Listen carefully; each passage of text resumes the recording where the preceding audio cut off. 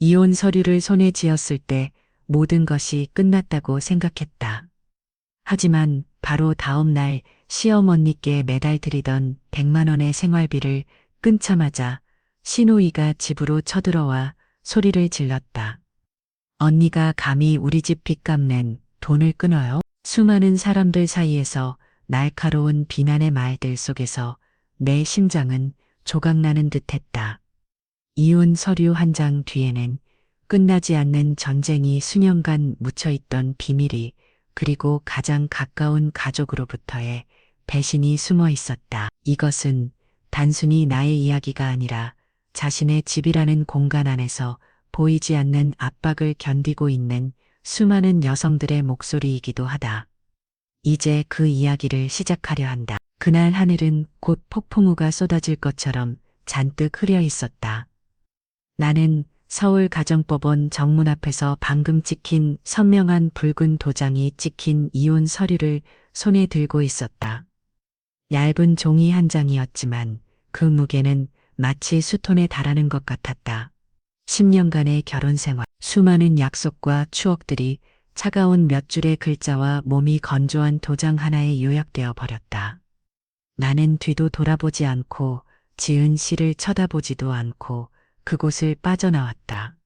한때는 나를 위해 목숨이라도 바칠 것처럼 굳었던 그 남자는 나를 숨막히는 고통의 나날로 밀어놓은 장본인이기도 했다. 내 마음속에는 더 이상 미련이 없었다. 사랑이 씻어서가 아니라 애정부터 신뢰까지 모든 것이 조금씩 갉아먹였기 때문이었다. 초겨울에 칼바람이 살을 내는 듯 했지만 이상하게도 마음은 가벼웠다. 마침내 무거운 짐을 내려놓았다는 안도감. 오늘부터는 받기만 할 줄 알고 줄 생각은 한 번도 해본 적 없는 시대 식구들의 비위를 맞추기 위해 애쓰지 않아도 된다는 해방감 때문이었다. 나는 근처의 작은 카페로 발걸음을 옮겼다. 따뜻한 유자차 한 잔을 시키고 스마트폰을 열어 은행에 대해 접속했다. 화면에는 박 여사님 시어머니에게 매달 자동 이체되던 항목이 바로 보였다. 지난 3년간 매달 처음에는 아들 고생시키기 싫다면 생활비에 보태 쓰시라고 드린 돈이었다. 하지만 나중에야 그 돈의 절반이 시누인 서아의 빚을 갚고 쇼핑을 하는데 쓰였다는 사실을 알게 되었다. 나는 깊은 숨을 내쉬고 자동 이체 해지 버튼을 눌렀다. 손가락이 잠시 멈췄다. 돈이 아까워서가 아니라 좋은 며느리는 시댁의 어려움을 나눌 줄 알아야 한다. 내 친정에는 네가 안 도와줘도 되지만 여긴 내 시댁이니 네가 챙겨야지라면 나를 타박하던 시어머니의 목소리가 떠올랐기 때문이다. 나는 그 말을 믿었고 그게 옳은 길이라고 생각했다. 하지만 오늘에서야 깨달았다. 나의 모든 희생은 단 한 번도 존중받지 못했고 그저 당연한 의무로만 여겨졌다는 것을. 나는 확인 버튼을 눌렀다. 시스템은 성공적으로 이처가 해지되었음을 알렸다. 나는 홀가분하게 웃었다. 단호함이 깊은 웃음이었다. 1시간도 채 되지 않아 내 휴대폰이 미친 듯이 울리기 시작했다. 서아의 번호였다. 내가 받기도 전에 카카오톡 메시지가 쉴 새 없이 쏟아졌다. 언니, 우리 엄마 통장에 무슨 짓 한 거야? 왜 이번 달 돈을 끊어? 미쳤어? 그 돈이 무슨 돈인 줄 알고 끝난 건데. 나는 답장하지 않았다. 그녀가 직접 나를 찾아오게 만들고 싶었다. 그리고 불과 몇 시간 안에 모든 것이 터져나올 것이라고 짐작했다. 예상은 정확했다. 오후 4시쯤 새로 얻은 오피스텔에 막 도착했을 때 초인종이 다급하게 울렸다. 문을 열자 시벌개진 얼굴에 눈을 부릅뜬 서아가 서 있었다. 이설연 씨. 그녀는 이를 갈며 말했다. 감히 우리 엄마 돈을 이번 달에 내가 은행 대출금 갚아야 하는 거 몰라? 나는 그녀의 눈을 똑바로 쳐다보면 조용히 서 있었다.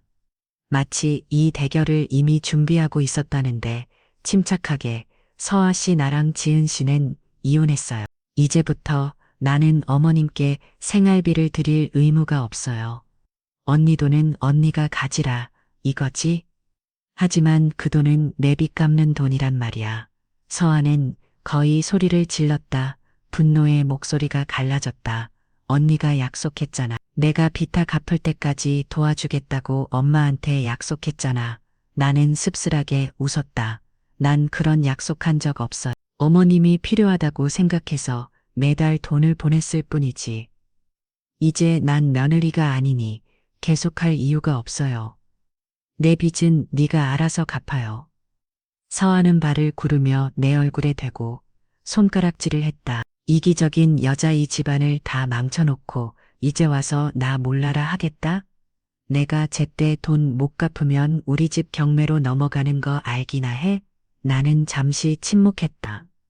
서하의 그 우리 집이라는 말에 나는 지난 세월 동안 단 한 번도 그들의 가족으로 인정받지 못했다는 사실을 문득 깨달았다.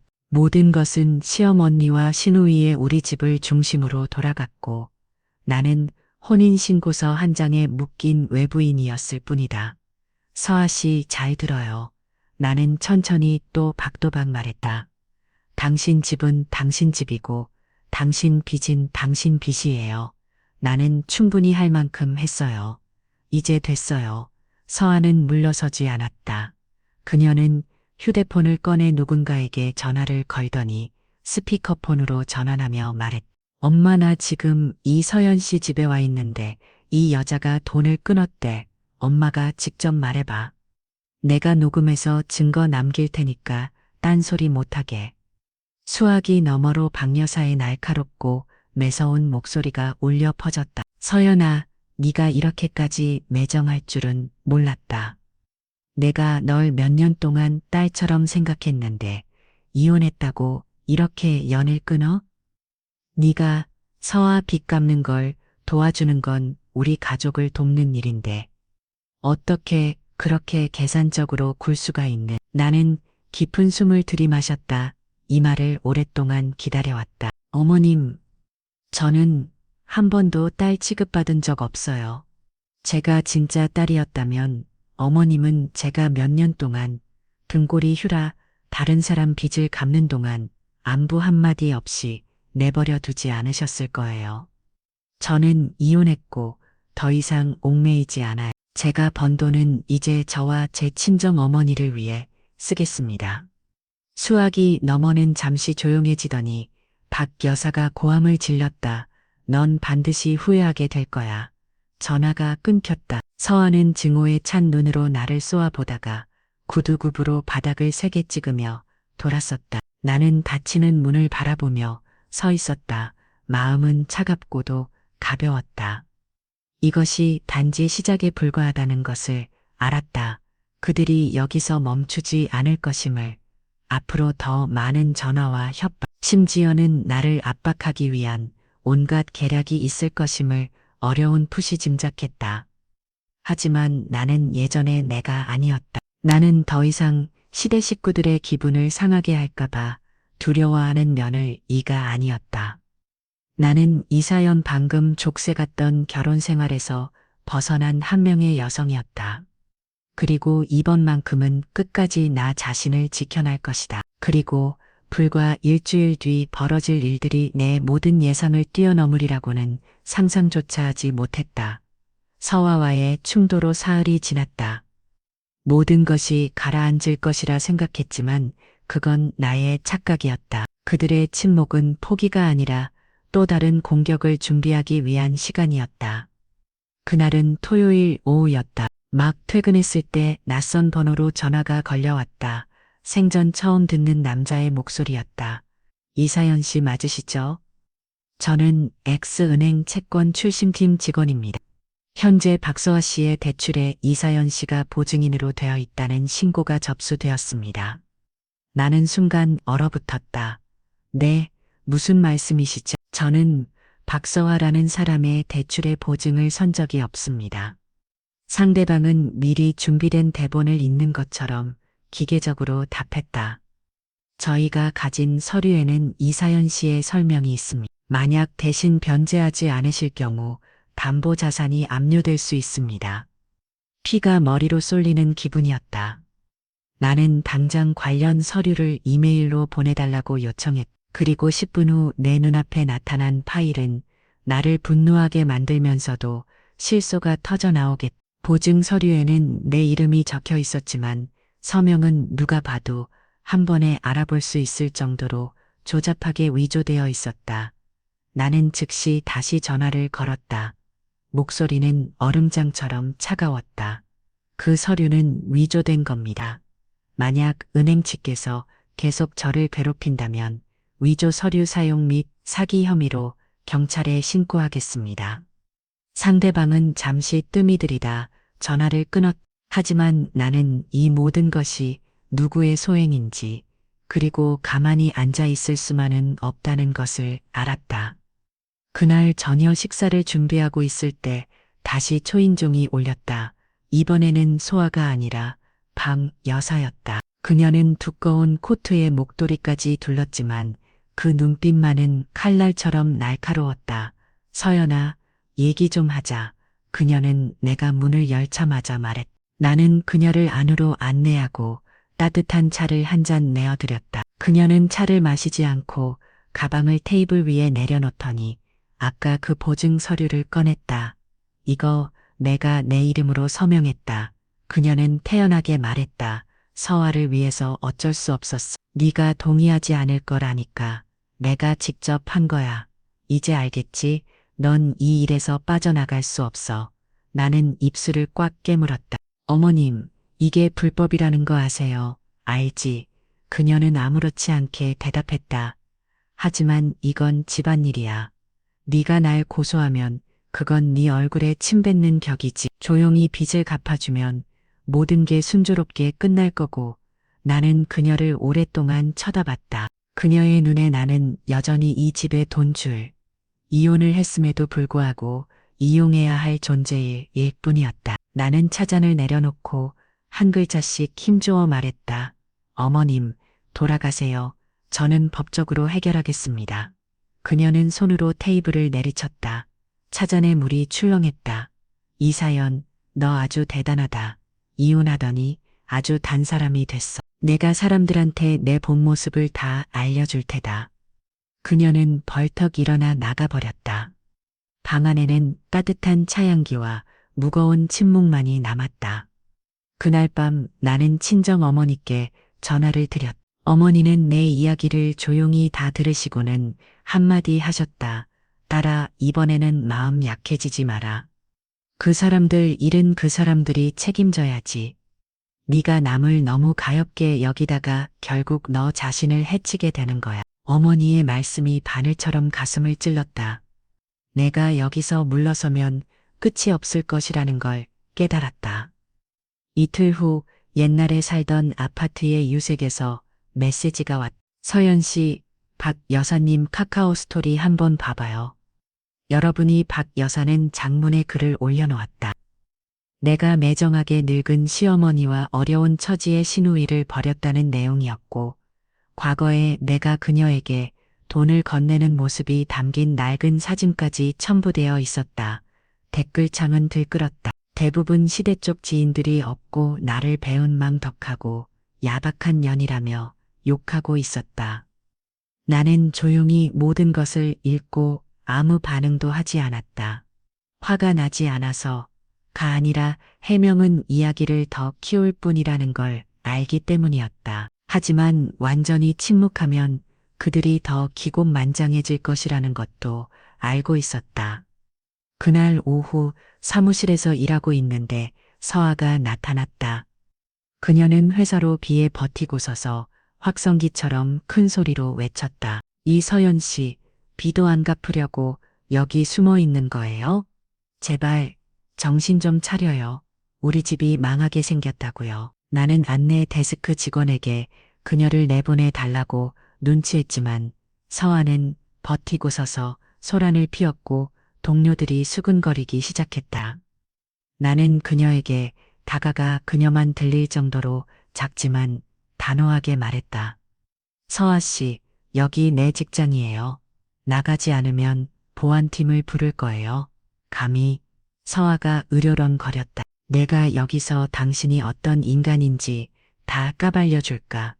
나는 뒤돌아 보안팀에 신호를 보냈다.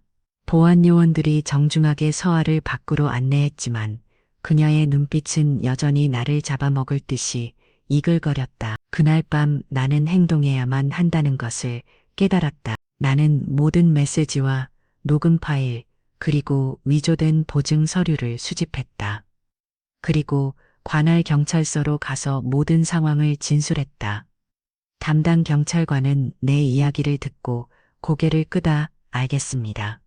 저희가 처리하겠습니다. 서명을 위조하여 대출을 받는 것은 중대한 범죄입니다. 나는 진술서에 서명했다. 시어머니와 시노이가 더욱 분노할 것을 알기에 불안했지만 동시에 마음은 가벼웠다. 몇 년 만에 처음으로 시댁의 체면을 걱정하지 않고 나 자신을 위해 일어섰기 때문이다. 그날 밤 작은 오피스텔의 침대에 누워 모든 것을 돌이켜보았다. 지은 씨의 모습이 떠올랐다. 그는 이혼한 날부터 줄고 침묵했다. 내게 전화 한 통 없었고 어머니와 여동생을 말리지도 않았다. 어쩌면 그 역시 그들이 하는 짓을 암묵적으로 동의했을지도 모른다. 그 생각에 가슴이 아팠지만 예전처럼 고통스럽지는 않았다. 이미 아물어버린 상처의 잔향일 뿐이었다. 나는 눈을 감고 다짐했다. 이 사연 이제부터는 너 자신을 위해 사는 거야. 그들이 뭘 하든 법이 답해줄 거야. 하지만 나는 불과 며칠 뒤 지은 씨가 나를 찾아와 내가 깜짝 놀랄 만한 제안을 해오리라고는 상상조차 하지 못했다. 화요일 오후 오피스텔에서 소리를 정리하고 있을 때 노크 소리가 들렸다. 집주인인 줄 알았지만 문을 열었을 때 나는 잠시 멈추했다. 지은 씨가 서 있었다. 여전히 키가 크고 마른 채 익숙한 회색 정장 차림이었지만 그의 눈은 피곤해 보였고 눈 밑에는 다크서클이 선명했다. 서연아, 그의 목소리는 쉬어 있었다. 얘기 좀 할 수 있을까? 나는 잠시 망설였다. 분노, 연민, 그리고 무관심까지 온갖 감정이 뒤섞여 밀려왔다. 결국 나는 옆으로 비켜서 며 길을 내주었다. 그는 안으로 들어와 작은 방을 둘러본 뒤 의자에 앉았다. 두 손을 깍지긴 채웠다. 엄마랑 서한테 얘기 다 들었어. 그가 입을 열었다. 하지만 서연아, 경찰서에는 고소 취하해 줄 수 없을까? 나는 고개를 들었다. 그의 시선은 나를 살짝 피했다. 고소를 취하라고. 그들이 무슨 짓을 했는지 알기나 해. 서명 위조, 인터넷에 허위사실 6호, 내 직장까지 찾아와서 소란 피운 거 이걸 전부 없던 일로 하라고. 그 사람들이 잘못한 거 알아. 지은 씨가 목소리를 낮췄다. 하지만 이 일이 법정까지 가면 우리 엄마는 전과자가 서아도 망신당할 거고 나도 회사에서 얼굴 들고 다니기 힘들어져. 나는 비웃었다. 그럼 나는? 지난 몇 년간 내가 어떻게 살았는지 당신은 알아. 의무처럼 돈을 보내야 했고 빚을 제때 못 갚아준다고 욕을 먹었고 남처럼 취급당했어. 이제 와서 당신들 체면이 걱정돼. 지은 씨는 잠시 침묵하더니 서류 가방에서 두툼한 봉투를 꺼내 테이블 위에 올려놓았다. 이거 5천만 원이야. 네가 끊었던 생활비랑 서화비 일부 내가 대신 갚는 셈쳐. 이거 받고 우리 그냥 화해하자. 나는 돈 봉투와 글을 번갈아 보았다. 내 목소리는 싸늘해졌다. 화해. 돈만 주면 다 끝날 거라고 생각해? 당신은 아직도 모르는구나. 이건 돈 문제가 아니야. 이건 선을 넘은 문제고 내 자존심의 문제라. 그는 한숨을 쉬며 의자에 등을 기댔다. 서연아, 이혼한 건 내 잘못인 거 알아. 하지만 어쨌든 너도 내 아내졌잖아. 우리 엄마한테 한 번만 물러설 기회를 줄 수는 없는 것. 그의 물러설 기회라는 말에 가슴이 순간 아팠지만 이내에 박 여사의 격렬 어린 눈빛과 서아의 약담이 떠올랐다. 나는 더 이상 마음이 약해질 수 없었. 어머님의 물러설 기회는 나의 끝없는 인내와 맞박을 수 없어요. 나는 천천히 말했다. 돌아가서 어머니와 서아 씨한테 전해요. 할 말이 있으면 경찰서에서 만나자고 침묵이 흘렀다. 한참 후에 지은 씨는 일어나서 돈 봉투를 다시 가방에 챙겨놨다. 문을 나서기 전 그는 뒤돌아보았다. 눈가가 약간 붉어져 있었다. 너 변했구나, 서연아. 아니, 틀렸어. 나는 대답했다. 나는 그냥 원래 나로 돌아온 것뿐이야. 문이 닫혔다. 나는 잠시 가만히 서 있다가 긴 한숨을 내쉬었다. 마음속에는 여전히 고통의 잔재가 남아 있었지만 흔들리지 않은 나 자신이 되견했다. 다음 날 모든 것이 잠잠해지기도 전에 서와 아는 사이인 친구에게서 갑자기 메시지가 왔다. 서연아, 조심해. 서화가 오늘 밤에 사람들 모아서 네 집으로 쳐들어간대. 오피스텔로 이사 온 지 얼마 되지도 않았는데 그들이 이런 식으로 압박해 올 줄은 몰랐다. 등골이 오싹했다. 나는 즉시 문을 잠그고 커튼을 쳤으며 비상용 CCTV를 켜두었다. 예상대로 저녁 80집 문을 미친 듯이 두드리는 소리와 함께 서화의 날카로운 목소리가 들려왔다. 이사연 씨, 문 열어. 거기 숨어서 뭐 하는 거야? 오늘 아주 끝장을 보자고. 나는 대답하지도 문을 열지도 않았다. 그러자 문을 더 세게 두드리는 소리와 함께 한 남자의 목소리가 들려왔다. 아마도 서화의 친구인 듯 했다. 빨리 문 열어. 안 그러면 우리가 부숴버린다. 나는 휴대폰을 들고 경찰서에 신고했다. 10분 만에 경찰 2명이 도착했다. 문 앞에 있던 무리는 흩어졌지만 서화는 떠나기 전까지 나를 날카롭게 쏘아보고 갔다. 경찰은 사건을 기록하고 당분간 혼자 다니는 것을 자제하고 괴롭힘이 계속되면 증거를 제출하라고 조언했다. 나는 고개를 끄덕이며 감사 인사를 전했다. 그날 밤 나는 뒤척했다. 두려워서가 아니라 이 일이 더 이상 개인적인 갈등이 아니라는 것을 깨달았기 때문이. 이것은 심리전이자 명예를 건 싸움이 되어버렸다. 다음 날 아침 나는 모든 것을 잊기 위해 일에 집중하려 일찍 출근했다. 하지만 내 자리로 가보니 의자 위에 희봉토 하나가 놓여 있었다. 여러분이 안에는 조잡한 글씨로 쓰인 쪽지 한 장뿐이었다. 돈 안 갚으면 직장에서 쫓겨날 줄 알아. 서명은 없었지만 누구의 짓인지 알 수 있었다. 나는 사진을 찍어 바로 경찰에 전송했다. 경찰은 그날 오후에 조사를 위해 출석해 달라고 연락해 왔다. 퇴근 준비를 하고 있을 때 전화가 울렸다. 친정 어머니였다. 서연아, 너 지금 어디니? 어머니의 목소리가 살짝 떨렸다. 이후 사람들한테 들었는데 어떤 사람들이 우리 집까지 찾아와서 네 흉을 보고 다니는다더라. 나는 순간 할 말을 잃었다. 그들은 이제 나를 넘어 내 가족까지 끌어들이고 있었다. 엄마, 죄송해요. 목이 메웠다. 그냥 무시하세요. 제가 다 해결할게요. 전화를 끊었지만 가슴속에서 불길이 치솟는 것 같다. 그들은 선을 너무 멀리 넘었다. 나는 다짐했다. 이번에는 나 자신뿐만 아니라 어머니까지 지켜낼 것이다. 그리고 더 이상 기다리지 않을 것이다. 내가 먼저 움직일 것이다. 그리고 그 순간 내 머릿속에 한 가지 계획이 떠올랐다. 그들이 상상도 못할 계획. 그날 밤 나는 작은 오피스텔에 홀로 앉아 있었다. 내 앞에는 낡은 수첩이 놓여 있었다. 페이지마다 내 손글씨가 가득했다. 시어머니와 시노이가 문제를 일으켰던 일들, 내가 건넸던 돈의 액수, 잊혀진 메시지들과 말들이 모두 기록되어 있었다. 지난 세월 동안 나는 침묵하고 견디는데 너무 익숙해져 있었다. 하지만 이제는 달랐다. 나는 무엇을 해야 할지 알았다. 모든 증거를 모아 명확하게 정리하고 세상에 드러내는 것. 다음 날 아침 나는 휴가를 내고 두툼한 서류 가방을 든 채 곧장 경찰서로 향했다. 그 안에는 협박 메시지 프린트물, 위조된 보증 서류 사진, 박 여삼이 서아와의 대화 녹취록, 그리고 서아가 사람들을 잊을 거야. 내 집 문을 두드리던 날의 CCTV 영상까지 모두 들어 있었다. 지난번 그 경찰관은 서류 뭉치를 보고 고개를 끄다 아주 잘하셨습니다.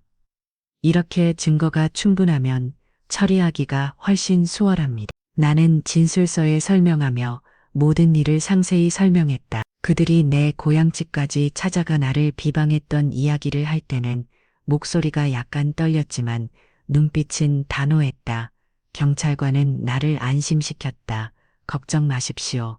저희가 그들을 소환해 조사하겠습니다. 만약 위협행위가 계속되면 엄중히 처벌할 겁니다. 경찰서를 나오니 어깨에 짐을 조금 덜어낸 기분이었다. 하지만 박 여사와 서아의 성격상 그들이 순순히 물러나지 않을 것이라는 것도 알았다. 위에 나는 이혼 절차를 도와주었던 김 변호사에게 전화를 걸었다. 내 이야기를 다 들은 그는 단호하게 말했다. 이설연 씨, 이 일을 완전히 끝내고 싶다면 서류 위조와 명예훼손으로 민사소송을 제기해야 합니다. 하지만 재판까지 가게 되면 그들과의 관계는 완전히 끝장난다는 각오를 하셔야 합니다. 나는 씁쓸하게 웃었다. 변호사님, 제가 아직 그 관계를 유지하고 있다고 생각하세요? 그 관계는 이미 오래전에 끊어졌어요.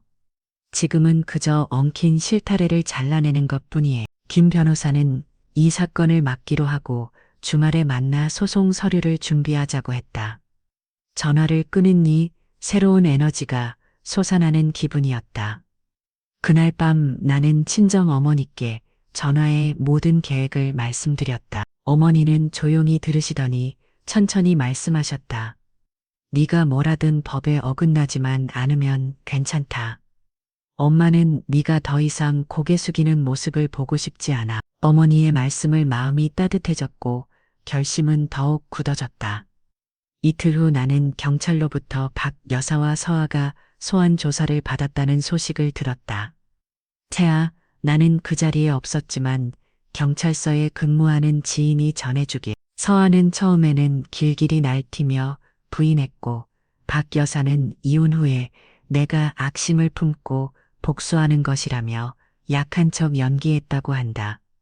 하지만 경찰이 증거를 내밀자 두 사람 모두 침묵하며 더 이상 부인하지 못했다고 했다. 그날 오후 뜻밖의 지은 씨에게서 전화가 왔다. 그의 목소리는 당황스러워 보였다. 서연아, 소송은 제발 취하해주면 안 될까? 우리 엄마가 충격으로 쓰러져서 입원하셨어. 나는 잠시 침묵했다. 박 여사가 건강을 핑계로 압박하는 것은 익숙한 수법이었다. 어머니가 정말 편찮해지면 당신이 옆에서 간호해드려야지. 하지만 법적인 문제에 대한 내 결정은 바뀌지 않아. 그는 무력하게 한숨을 쉬었다. 네가 그렇게 결심했다면 억지로 막지는 않겠지만 그래도 기억해줘. 어쨌든 우리 엄마는 네 시어머니였잖아. 나는 짧게 대답했다. 그리고 저도 어머님의 며느리였죠. 하지만 모든 게 변했어요. 나는 전화를 끊었다. 마음은 조금 더 흔들리지 않았다. 그날 밤 나는 컴퓨터 앞에 앉아 새 파일을 열었다. 그리고 내 모든 이야기를 써내려가기 시작했다. 며느리로 처음 들어온 날부터 돈을 달라고 요구받았던 모든 순간, 나를 상처 입혔던 모든 말들을 하소연하기 위해서가 아니라 재판정에서 하나 더 빠짐없이 모든 것을 털어놓기 위해 준비하는 것이었다. 글을 쓰고 있는데 초인종이 울렸다. CCTV를 확인하니 한 여성이 서 있었다. 서아도 박 여사도 아니었다. 대략 40대쯤으로 보이는 수수한 차림의 낯선 여성이었다. 내가 문을 열자 그녀는 어색하게 웃었다. 이설연 씨 맞으시죠? 저는 서아 친구예요. 대신 얘기 좀 하러 왔어요. 나는 그녀를 안으로 안내하고 물 한 잔을 건넸다. 그녀는 머뭇거리다가 입을 열었. 서아가 그러는데 만약 고소를 취하해 주시면 다시는 괴롭히지 않겠대요. 심지어 지난 몇 년간 바닥한 돈도 다 돌려줄 의향이 있대요. 나는 그녀의 눈을 똑바로 쳐다보았다. 돈이 문제라고 생각하세요? 제가 원하는 건 돈이 아니라 존중과 공정함이에요. 그들이 정말 해결할 의지가 있다면 제 변호사를 통해 연락하라고 하세요. 그 여성은 조용히 고개를 끄덕이고 일어나 돌아갔다. 나는 이것이 그들이 두려움을 느끼기 시작했다는 신호임을 알았다. 사흘 뒤 김 변호사에게서 전화가 왔다. 상대방 측에서 합의를 시도해 왔지만 여전히 공개적으로 잘못을 인정하기는 꺼린다고 했다. 그간의 의사를 물었다. 요구 조건을 낮출 생각이 있으신가요? 나는 그가 볼 수 없다는 것을 알면서도 고개를 저었다. 아니요, 그들은 자신들이 저지른 일에 대해 책임져야 해요. 그날 밤 방에 홀로 앉아 이혼 서류를 손에 쥐었던 법원 앞에서의 아침을 떠올렸다. 그때 나는 해방되었다고 생각했다. 하지만 이제야 깨달았다. 진정한 해방은 단순히 결혼 생활에서 벗어나는 것이 아니라 정이라는 이름으로 상대를 이용하려 드는 보이지 않는 족쇄까지 모두 끊어내는 용기라는 것을. 나는 컴퓨터를 끄고 침대에 누워 다지 맸다. 서연아, 이제 한 걸음만 더 가면 돼. 모든 것이 끝날 거야. 나는 그 마지막 한 걸음을 내딛기도 전에 내 모든 계획을 완전히 바꿔버릴 예상치 못한 사건이 일어나리라고는 상상도 하지 못했다. 그날 아침 김 변호사에게 보낼 추가 서류를 준비하고 있는데 시내 한 병원에서 전화가 걸려왔다. 간호사의 목소리는 빠르고 다급했다. 이설연 씨 맞으시죠? 지금 어머님, 박 여사님께서 응급수술에 들어가셨음. 수술실에 들어가시기 전에 계속 이설연 씨 이름을 부르시면서 꼭 만나야 한다고 하셨어요. 나는 몇 초간 몽환히 서 있었다. 정 때문이 아니었다. 꼭 만나야 한다는 그 말이 무언가 이상하다고 느꼈기 때문이다. 박 여사는 지금까지 단 한 번도 내게 고개를 숙인 적이 없었고 먼저 만나자고 한 적도 없었다. 아주 큰 이유가 있지 않고서야 나는 병원으로 가기로 결심했다. 마음이 약해져서가 아니라 그녀가 또 무슨 수작을 부리려는지 알아야 있기 때문이. 응급실 복도에 들어서자 지은 씨와 서아가 서 있는 것이 보였다. 서아는 나를 보자 입술을 피죽였고 지은 씨는 가볍게 고개만 끄다 어떻게 왔어? 지은 씨가 물었다. 병원에서 전화 왔어요. 나는 냉랭하게 답했다. 어머님이 저를 찾으신다고 간호사가 나를 회복실로 안내했다. 박 여사는 침대에 누워 있었다. 얼굴은 창백했고 손에는 링거바늘이 꽂혀 있었지만 눈빛은 또렷했다. 그녀는 나를 보자 간호사에게 나가달라는 손짓을 했다. 서연아, 그녀의 목소리는 미약했다. 내가 미안하다. 나는 대답 없이 가만히 서 있었다. 태어나서 처음으로 그녀에게서 그 두 단어를 들었다. 그녀는 숨을 한 번 고르고 말을 이었다. 내가 너한테 서아 빚을 떠넘긴 건 잘못했어. 하지만 서아가 그렇게까지 많은 돈을 빌린 줄은 정말 몰랐다. 이제 집이 경매로 넘어가게 생겼으니 나도 다른 방법이 없었어. 나는 미간을 짚으렸다. 그녀의 말이 진심일 수도 있겠지만 다른 한편으로는 내가 소송을 취하게 만들려는 계략일 수도 있다는 생각이 들었다. 저한테 원하시는 게 뭐죠? 나는 단독이 입적으로 물었다. 그녀는 나를 바라보았다. 눈가가 촉촉해 보였다. 소송, 취하해다오. 서아한테 내 돈 전부 갚으라고 약속받을게. 나 살 날도 얼마 안 남았는 죽기 전에 나쁜 사람으로 남게 하지는 말아다. 마음이 순간 흔들렸지만 나는 재빨리 주먹을 주었다. 어머님 정말 잘못을 뉘치고 싶으시다면 법의 심판을 받으세요. 저는 더 이상 약속을 믿고 싶지 않아요. 이미 여러 번 믿었지만 결과가 어땠는지는 어머님이 더 잘 아시잖아요. 그녀는 조용히 눈을 감았다. 나는 뒤돌아보지도 않고 밖으로 걸어났다. 복도에서 지은 씨가 나를 막았었다.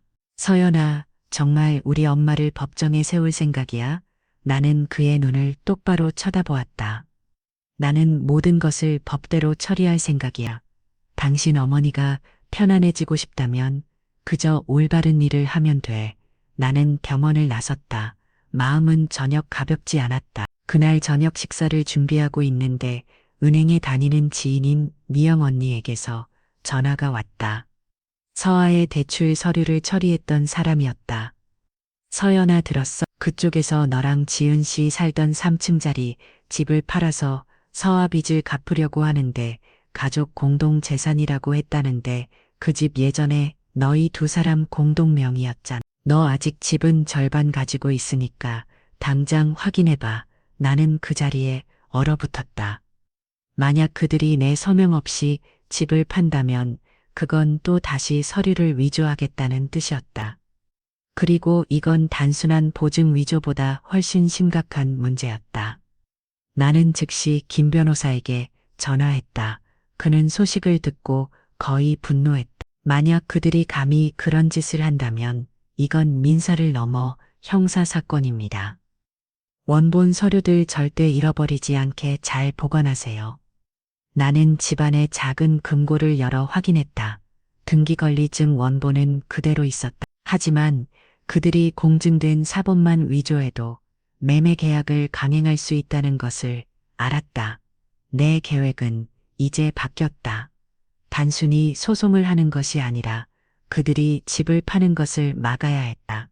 다음 날 아침 나는 단골 법무사 사무실을 찾아가 해당 부동산에 대한 거래 임시 중지 신청서를 제출했다. 소유권을 증명하는 서류와 함께 법무사는 이제부터 해당 주택과 관련된 어떤 거래도 내 서명 없이는 불가능하다고 확인해 주었다.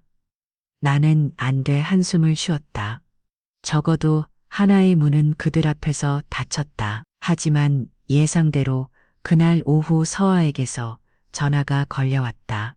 그녀는 날카로운 목소리로 소리쳤다. 언니 지금 뭐 한 거야? 무슨 자격으로 집 파는 걸 막. 나도 그 집의 절반 소유자니까 나는 태연하게 답했다. 그리고 누구 비감던데 쓰라고 팔게 놔둘 생각 없어. 서아는 고함을 질렀다. 이기적인 여자, 우리 가족을 다 망치고 있어. 나는 웃음이 터져나왔다. 내 가족은 한 번도 내 가족이었던 적이 없어. 그리고 또다시 전화해서 협박하면 그 내용도 소송 자료에 추가할 거야. 나는 그녀가 더 말할 틈도 주지 않고 전화를 끊었다. 그날 밤 변호사에게 보낼 사건 경과를 정리하고 있는데 다시 전화가 울렸다. 이번에도 낯선 번호였지만 목소리는 바로 알아챌 수 있었다. 박 여사의 힘 없지만 다급한 목소리였다. 서연아, 날 막 다른 길로 몰지 마라. 나는 잠시 침묵하다가 천천히 말했다. 어머님 스스로 그 길로 걸어 들어가신 거예요. 저는 그저 어머님이 선택한 그 길을 똑바로 걸어가고 있을 뿐이에요. 나는 전화를 끊고 어둠 속에서 조용히 앉아 있었다. 밖에서는 비가 내리기 시작했다.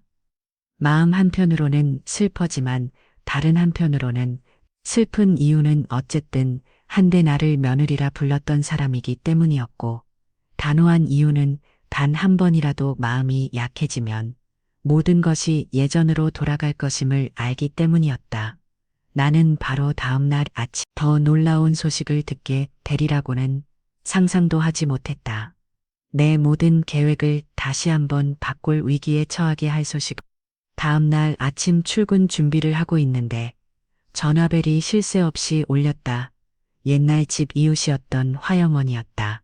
목소리는 걱정으로 가득했다. 서연아, 너 소식 들었어? 어젯밤에 경찰이 네 시어머니 댁에 찾아왔대. 나는 멈칫했다. 경찰이요? 무슨 일인데요? 언니?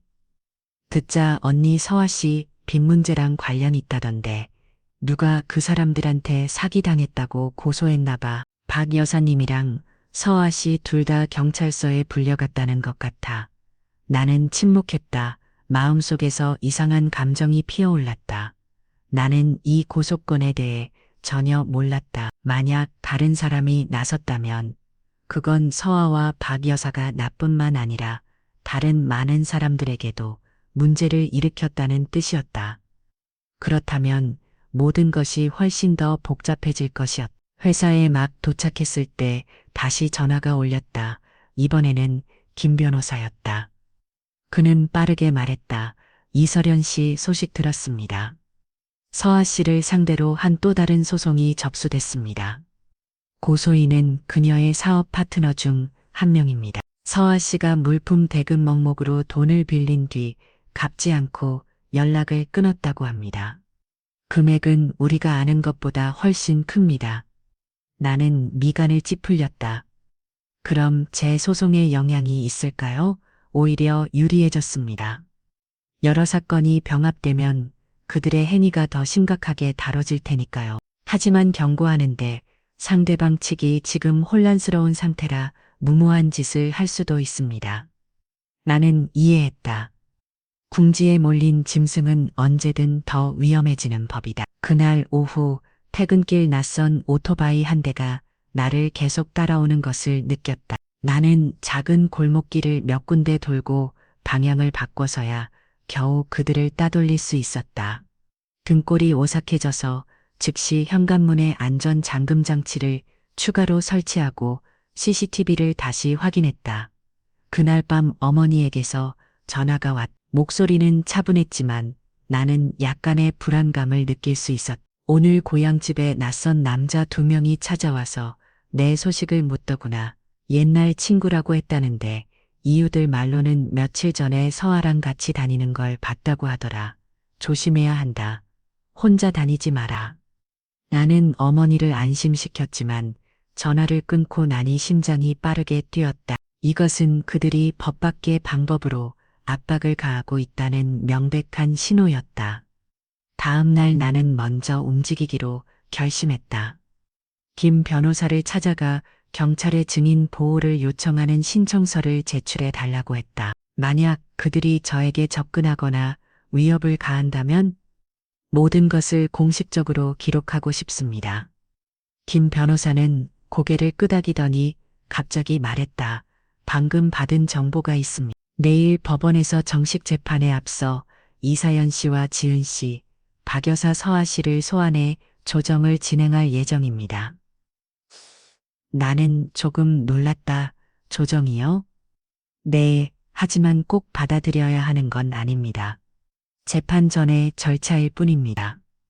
그날 밤 나는 오랫동안 생각에 잠겼다. 법정까지 가면 내가 이길 것이라는 건 알았지만 그 과정은 길고 피곤할 것이었다. 만약 조정에 응한다면 그들은 온갖 방법으로 나를 구슬려 양보하게 만들려 할 것이었다. 다음 날 아침 나는 약속 시간에 맞춰 법원에 도착했다. 조정실이는 박 여사와 서아가 한쪽에 앉아 있었다. 서아의 얼굴은 얼음장처럼 차가웠다.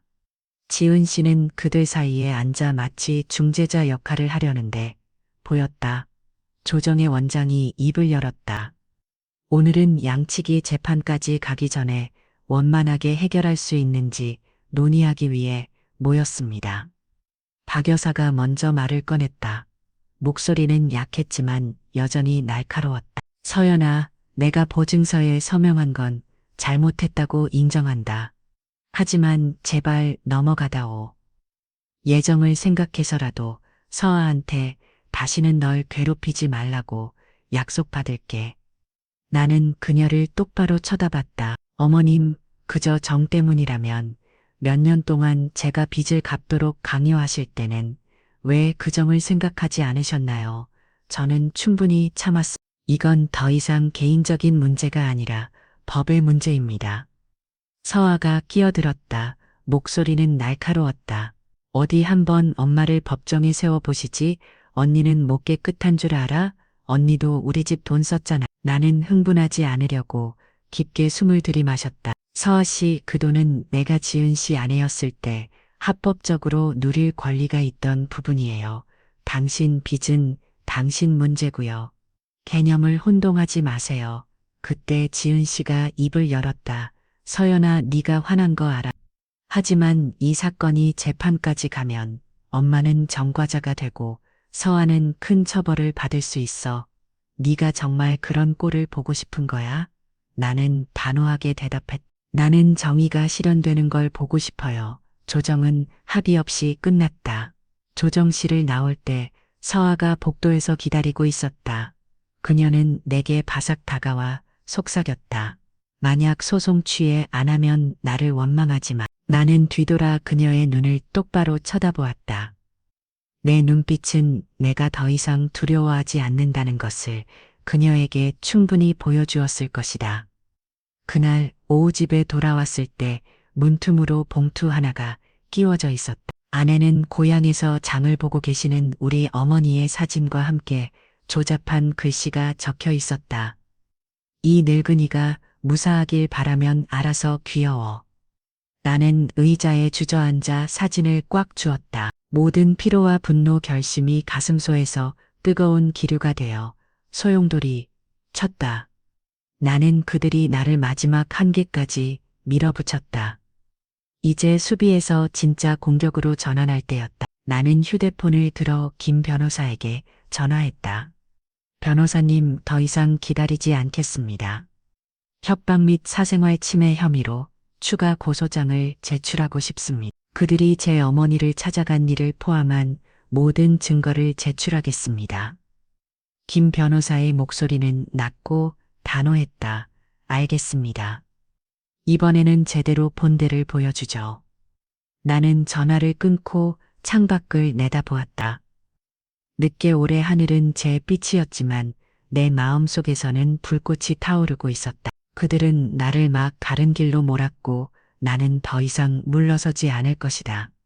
나는 불과 며칠 뒤 이 사건의 판도를 완전히 뒤바꿀 예상치 못한 진실이 드러나리라고는 전혀 알지 못했다. 합의가 결렬된 지 사흘 후 김 변호사에게서 전화가 왔다. 그의 목소리는 차분했지만 그 안에 묘한 흥분이 섞여 있었다. 이설연 씨, 이 사건을 완전히 뒤집을 만한 걸 찾았습니다. 지금 바로 사무실로 와주실 수 있겠습니까? 나는 즉시 달려갔다. 사무실에서 김 변호사는 내 앞에 두툼한 서류 사본 몽치를 내려놓았다. 표지에는 차용 계약서 채무자 박서와 채권액 12억 원이라고 적혀 있었다. 자세히 살펴보니 그 서류들 중에는 특별한 계약서가 하나 있었다. 증인으로 소명한 사람이 다름 아닌 지은 씨였다. 나는 놀라서 고개를 들었다. 그럼 지은 씨가 전부 알고 있었다는 건가? 알고 있었을 뿐만 아니라 서아 씨가 돈을 빌리도록 보증까지 서준 겁니다. 김 변호사는 엄숙하게 말했다. 더 중요한 것은 이 계약서에 두 분의 3층짜리 집을 담보로 제공한다는 조항이 포함되어 있다는 겁니다. 그런데 이 계약 시점은 두 분이 이혼하기 전입니다. 즉, 그는 당신의 서명 없이 공동 재산을 사용한 겁니다. 나는 충격과 분노를 동시에 느꼈다. 지금까지 나는 지은 씨가 그저 어머니와 여동생이 무서워서 침묵하고 있다고만 생각했다. 하지만 그가 직접 가담했을 줄은 몰랐다. 이것은 그가 방관자가 아니라 계획의 일부였음을 의미했다. 이설연 씨 원하신다면 소송 범위를 지은 씨까지 포함하여 확대할 수 있습니다.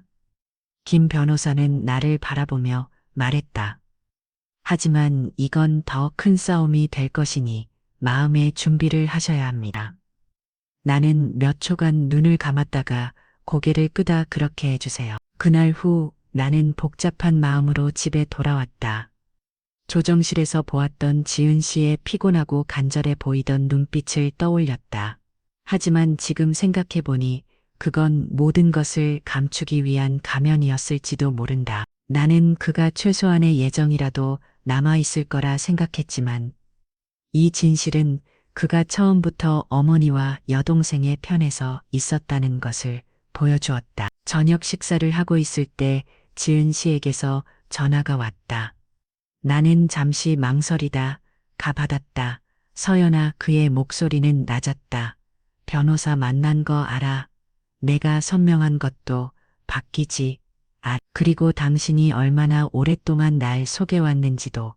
그는 한숨을 쉬었다. 소리를 억누은 듯 했다. 속이려던 건 아니었어. 그냥 그때 서화가 너무 급했고 엄마도 우시고 네가 동의 안 할 것 같아서 그래서 내가 말을 끊었다. 내 대신 당신이 마음대로 결정했다.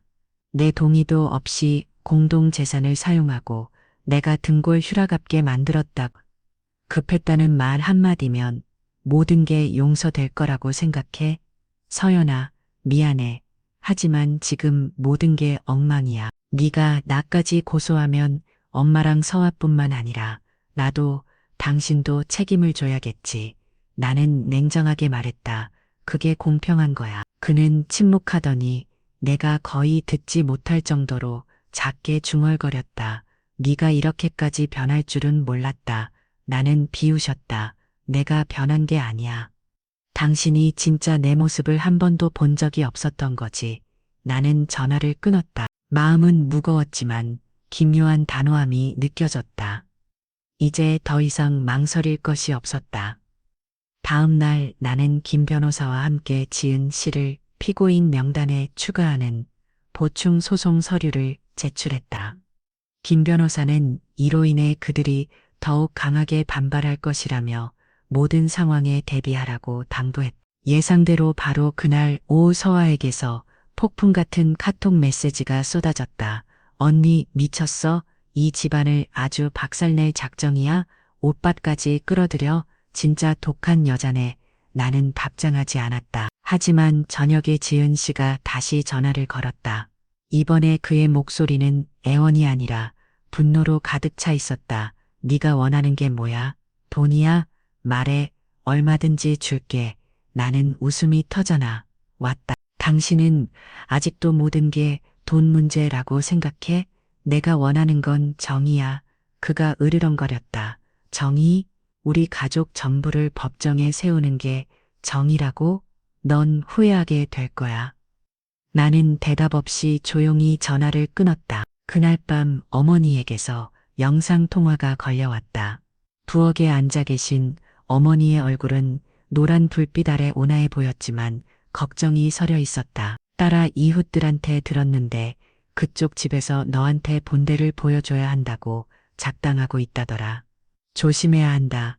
나는 어머니를 안심시키려 애쓰고 웃으며 고개를 끄덕였다. 알았어요. 엄마, 걱정 마세요. 다 괜찮을 거예요. 하지만 통화를 끊고 나서 나는 괜찮음이 쉽게 오지 않을 것임을 잘 알았다. 나는 이제 그들이 자신의 이익을 지키기 위해 무슨 짓이든 할 전쟁터에 들어서는 것이다. 이틀 후 법원에서 새로운 소환장을 받았다. 정식 재판은 3주 뒤에 열릴 예정이었다. 김 변호사는 말했다. 이게 마지막 싸움이 될 겁니다.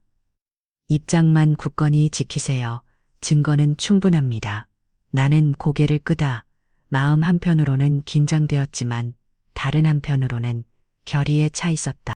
하지만 나는 그날까지 그들이 가만히 있지 않을 것이라는 것도 그리고 정말로 바로 그날 저녁 나는 서아로부터 선물을 받았다.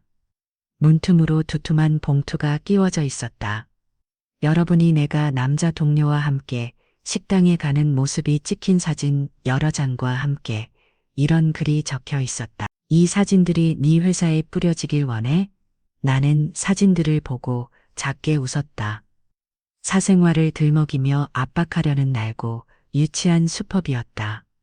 나는 즉시 사진을 찍어 변호사와 경찰에 전송했다. 의자에 앉아보니 처음처럼 떨리지 않았다.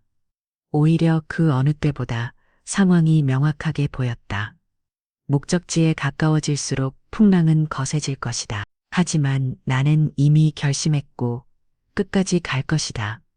나는 재판 며칠 전 사건의 흐름을 아무도 예상치 못한 방향으로 틀어버릴 비밀을 준 새로운 인물이 나타나리라고는 상상조차 하지 못했다. 서아에게서 사진을 받은 지 4월 후 회사에 있는데 안내 데스크에서 누가 찾아왔다고 연락이 왔다. 처음에는 또 서아나 아는 사람이 와서 소란을 피우려는 줄 알았다. 하지만 나가보니 40대 중반쯤으로 보이는 남자가 서 있었다. 수수한 옷차림에 다소 지친 기색이었다. 그는 나를 보더니 작지만 단호한 목소리로 말했다.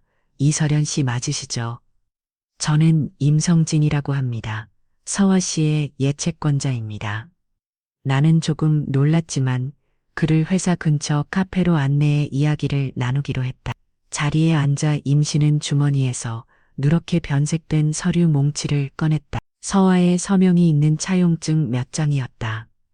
박 여사님, 댁을 상대로 소송을 진행 중이라는 소식을 듣고 찾아왔습니다. 사실 저도 오래전부터 고소할 생각이었지만 증거가 부족했습니다. 믿지 않으실 수도 있겠지만 저는 지은 씨와 서화 씨에 대해 이설연 씨가 꼭 아셔야 할 만한 사실을 알고 있습니다. 나는 조용히 고개를 끄다 임 씨는 목소리를 낮췄다. 1년여 전 서화 씨가 제게 3억을 빌려가면서 3개월 안에 갚겠다고 약속했습니다. 하지만 기한이 되자 돈이 없다며 지은 씨가 해결해 줄 거라고 하더군요. 그래서 제가 직접 지은 씨를 만났더니 그가 분명히 말했습니다. 걱정 마십시오. 제가 집을 담보로 은행 대출을 받아서 이 돈이랑 다른 빚까지 다 갚아줄 겁니다. 제가 이설연 씨에 대해 묻자 아내가 이미 동의했다고 하더군요. 피가 얼굴로 쏠리는 기분이었다. 저는 동의한 적 없어요. 임 씨는 고개를 끄다 알고 있습니다. 나중에 일이 복잡해지면서 저도 의심이 들었거든요. 심지어 서화 씨가 친구에게 집 서류는 바보 같은 형수가 확인도 안 하니까 위조 선명만 있으면 통과된다고 자랑하는 것도 들었습니다. 그 말을 듣는 순간 나는 커피 잔을 준 손에 힘을 주었다. 오랫동안 의심해왔던 것들이 이제야 확인되었다. 서화뿐만 아니라 지은 씨까지 두 사람이 작정하고 나를 속였던 것이다. 이설연 씨가 어떻게 하실지는 모르겠습니다. 임 씨가 말을 이었다. 하지만 필요하시다면 제가 증인으로 서겠습니다. 저는 그들과의 차용증과 문자 메시지를 전부 보관하고 있습니다. 나는 그를 바라보았다. 감사한 마음과 함께 새로운 희망의 빛이 보였다. 감사합니다. 사장님, 정말 중요한 정보입니다. 제 변호사가 바로 연락드릴 겁니다. 우리는 연락처를 교환했다. 임 씨가 떠나자마자 나는 김 변호사에게 전화했다. 이야기를 들은 그는 흥분을 감추지 못했다. 이설연 씨의 이 증인은 정말 기중합니다. 이분의 증언이 다른 증거들과 일치한다면 우리는 단순한 서명 위조가 아니라 조직적인 사기 행위를 입증할 수 있습니다. 그렇게 되면 이 사건은 더 이상 단순 민사 사건이 아니게 됩니다. 나는 온몸에 새로운 에너지가 흐르는 것을 느꼈다. 처음으로 내가 더 이상 혼자가 아니라는 것을 깨달았다. 그날 오후 집에 돌아와 노트북을 열고 모든 서류를 다시 정리했다. 위조된 보증서 협박 메시지, 어머니가 미행당한 사진, 그리고 이제 임 씨의 증언까지 모든 조각이 제자리를 찾아가며 그들이 내 등 뒤에서 저지른 일들의 전체 그림이 완성되고 있었다. 하지만 증인이 나타나면 상대방이 가만히 있지 않을 것이라는 것도 예상대로 그날 밤 지은 씨에게서 전화가 왔다. 이번에 그의 목소리는 다급하고 당황한 기색이 역력했다. 서연아, 임성진이라는 사람 만났다며. 그 사람 말 듣지 마. 사기 전과도 있는 사람이야. 이들 사람 못 돼. 나는 차분하게 말했다. 당신이 무서운 건 그 사람이 당신과 서아 씨가 한 짓을 알기 때문이겠지. 지은 씨는 머뭇거렸다. 나는 그냥 일이 더 커지는 걸 원치 않을 뿐이야. 나는 비웃었다. 일이 커졌다고? 당신과 당신 가족이 모든 것을 이 지경으로 만들었다는 걸 기억해야지. 나는 그저 모든 것을 빛으로 꺼내고 있을 뿐이야. 나는 그가 더 말할 틈도 주지 않고 전화를 끊었다. 다음 날 김 변호사는 나와 임 씨를 사무실로 불러 공식적인 진술을 받았다. 임 씨는 모든 세부 사항을 상세히 설명했고 심지어 지은 씨가 집담보대출에 대해 이야기하는 낡은 녹음 파일까지 제출했다. 녹음 속 지은 씨의 목소리는 틀림없었다. 이 녹음 파일과 은행 대출 서류가 있으면 완벽한 그림이 완성됩니다. 김 변호사는 결론 지었다. 그들은 발뺌하기 어려울 겁니다. 그 말을 들은 이 마음이 한결 가벼워졌지만 동시에 재판날까지 상대방의 압박이 더욱 거세질 것이라는 것도 알았다. 정말로 바로 그날 밤 어머니에게서 다급한 목소리로 전화가 왔다. 서연아, 어떤 사람들이 우리 집 앞에 와서 네가 불효냐고 아픈 시어머니를 버렸다고 소리 지르고 갔어. 이유들이 다 몰려 나와서 동네가 시끄러웠다. 나는 분노를 억눌리며 이를 악물었다. 엄마 신경 쓰지 마세요.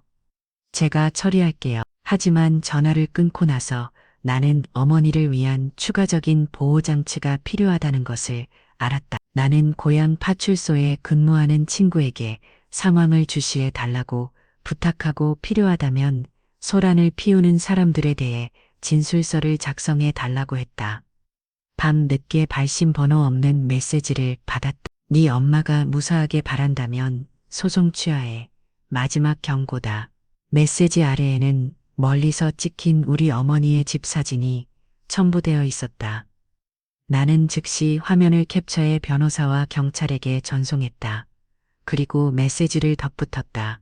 이것도 한 사건 기록에 포함시켜 주십시오. 김 변호사는 바로 답장했다.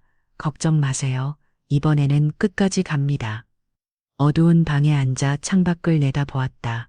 노란 가로등 불빛이 창가에 비쳤다. 나는 이 싸움이 단지 나를 위한 공정함을 되찾는 것뿐만 아니라 목적을 위해서라면 무슨 짓이든 하는 사람들로부터 내 소중한 사람을 지키기 위한 것임을 알았다. 나는 임 씨의 등장으로 또 다른 증인이 목소리를 낼 준비를 하고 있으며 그 사람이 누구도 예상치 못한 방식으로 모든 것을 터뜨릴 것이라고는 전혀 알지 못했다. 임 씨가 나타난 지 이틀 후 회사에서 일하고 있는데 낯선 번호로 메시지가 왔다. 박 여사님, 대길로 따로 뵙고 싶습니다. 하지만 잠시 고민한 끝에 가보기로 결심했다. 나는 어떤 상황에도 대처할 준비가 되어 있었다. 그리고 이 사람이 정말 중요한 정보를 가지고 있다면 놓칠 수 없었다. 골목 끝 카페는 조용한 곳에 있었다. 내가 들어서자 마지막 테이블에 한 여성이 이미 앉아 있었다. 그녀는 30대 초반쯤으로 보였고 하얀 셔츠에 머리를 단정하게 묶고 있었다. 나를 보자 그녀는 자리에서 일어나 가볍게 고개를 숙였다. 이설연 씨, 저는 최윤이라고 합니다. 그녀의 목소리는 작지만 분명했다. 저는 서화의 친구 아니 친구였던 사람입니다. 나는 자리에 앉아 그녀의 눈을 살펴다. 약간의 경계심이 있었지만 그 안에는 억울함이 서려 있었다. 저는 누구 편을 들러온 게 아닙니다. 유미 씨가 말했다. 그저 언니에게 진실을 알려주러 왔어요.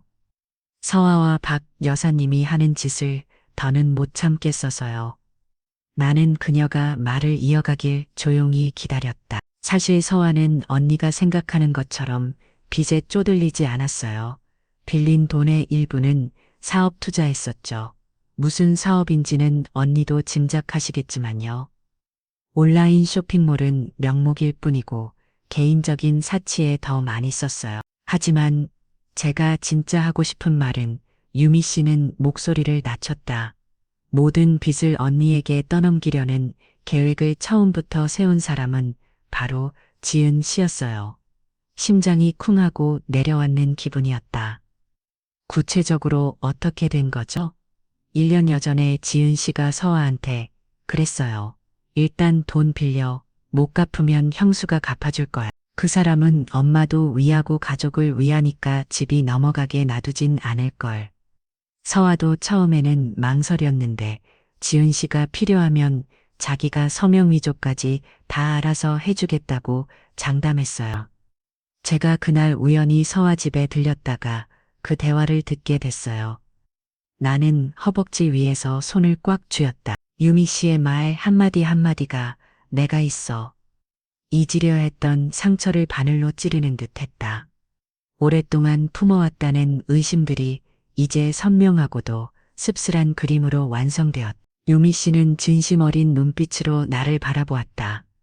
이 얘기를 오랫동안 마음에 담아두고 있었어요. 하지만 언니가 꾹꾹하게 소송을 이어가는 걸 보고 흔들리지 않도록 진실을 알려드리고 싶었어요. 필요하다면 저도 증언할 수 있어요. 그날 대화 녹음 파일도 가지고 있어요. 음질이 쏙 좋진 않지만 지훈 씨와 서아 목소리는 충분히 알아들을 수 있을 거가요. 감사합니다. 목이 메워 잠긴 목소리로 말했다. 정말 와주셔서 감사합니다. 우리는 연락처를 교환했다. 내가 일어나서 나가려 할 때 유미 씨가 작게 말했다. 이설연 씨 조심하세요. 그 사람들 쉽게 포기하지 않을 거예요. 그날 밤 나는 유미 씨의 모든 정보와 연락처를 김 변호사에게 전송했다. 그는 메시지를 읽고 거의 즉시 답장했다. 이설연 씨, 이것이 완벽한 마지막 조각입니다. 두 명의 독립적인 증인과 서류 증거가 더해지면 이 소송은 거의 확실히 이깁니다. 하지만 상대방 측도 우리가 유리하다는 것을 알게 될 테니 극도로 경계하셔야 합니다. 정말로 불과 이틀 뒤 지훈 씨에게서 전화가 왔다. 그의 목소리는 이전과 완전히 달랐다. 다급하고 거의 갈라져 있었다. 서연아, 누가 너한테 그런 말을 한 거야? 누가 그런 거짓말을 지어낸 거냐고. 증인도 있고 증거도 있어. 나는 태연하게 말했다. 허수고하지 마. 네가 이기면 다 끝날 것 같다. 그가 소리쳤다. 넌 지금 모든 걸 파괴하고 있는 거야. 아니, 나는 대답했다. 나는 모든 것을 다시 세우고 있어. 단지 그 안에 내 자리가 없을 뿐이야. 그는 잠시 침묵하더니 한마디를 내뱉었다. 좋아, 넌 후회하게 될 거야. 나는 전화를 끊었다. 그의 협박은 더 이상 나를 떨게 하지 않았지만 오히려 더 경계하게 만들었다. 그날 밤 어머니에게서 전화가 왔다. 목소리는 작았지만 걱정이 가득했다. 딸아, 오늘 낯선 여자가 우리 집에 찾아와서는 내 옛날 친구라며 선물을 주려고 하더라. 그런데 열어보니 빈 상자였고 안에는 소송 치하에 조용히 살고 싶으면 이라고 적힌 쪽지만 들어 있었어. 피가 머리로 솟구치는 기분이었지만 어머니를 안심시키기 위해 억지로 참았다. 엄마, 제가 처리할게요. 낯선 사람이랑은 절대 접촉하지 마세요. 나는 즉시 김 변호사와 고향 파출소에 연락해 사건을 기록해 달라고 요청했다. 김 변호사는 이것이 그들의 지속적인 협박 행위를 보여주는 좋은 증거라고 말했다. 사흘 뒤 나는 임씨, 유미 씨와 함께 재판 준비를 위해 변호사 사무실에 모였다. 두 사람 모두 증인으로 출석하는데 동의하고 서약서에 서명했다.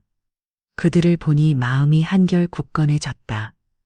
나는 더 이상 혼자가 아니었고 진실을 함께 지켜줄 사람들이 있었다. 하지만 나는 재판 전까지 남은 날들이 평온하지 않을 것이라는 것도 알았다. 그리고 정말로 그날 오후 집에 돌아오는 길에 검은색 승용차 한 대가 나를 따라오는 것을 나는 다른 길로 3번이나 방향을 틀었지만 그 차는 여전히 뒤에 있었다. 결국 가장 가까운 경찰서 정문 앞에 차를 세우자 그제야 그 차는 방향을 돌렸다. 변호사에게 이 사실을 알리자 그는 그저 그들은 당신을 불안하게 만들려는 겁니다. 절대 넘어가지 마세요. 라고 말했다. 밤 늦게 나는 작은 방에 홀로 앉아 책상이 두툼한 서류 뭉치를 바라보았다. 일주일도 채 남지 않으면 모든 것이 법정에서 드러날 것임을 알았다. 하지만 마음 깊은 곳에서는 진실의 막이 오르기 전에 그들로부터 마지막 한 방이 날아올 것임을 그리고 나는 그것이 무엇이든 받아들일 준비를 해야 했다. 나는 그 공격이 내가 생각했던 것보다 더 빨리, 그리고 내 가장 약한 곳을 정확히 겨냥해 오리라고는 전혀 알지 못했다. 재판이 불과 닷새 앞으로 다가왔다. 이 시간 동안 변호사와 함께 서류를 최종 검토하며 집중할 수 있을 거라 생각했다. 하지만 아니었다. 예감대로 공격이 시작되었고 이번에 그들은 내 가장 약한 곳 바로 어머니를 겨냥했다. 그날 오후 김 변호사와의 회의를 막 마쳤을 때 전화가 울렸다.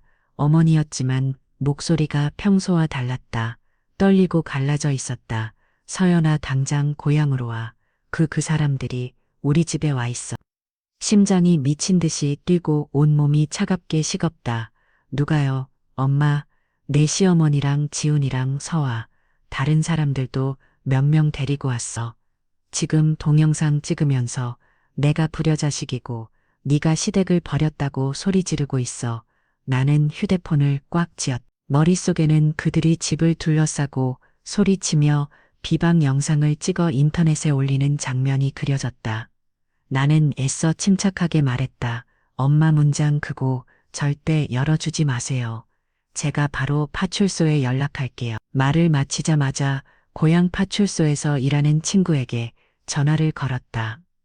친구는 이미 현장으로 가고 있다고 확인해 주었지만 경찰이 개입하더라도 그들이 어떻게든 그 영상을 인터넷에 퍼뜨릴 것이라는 걸 알았다.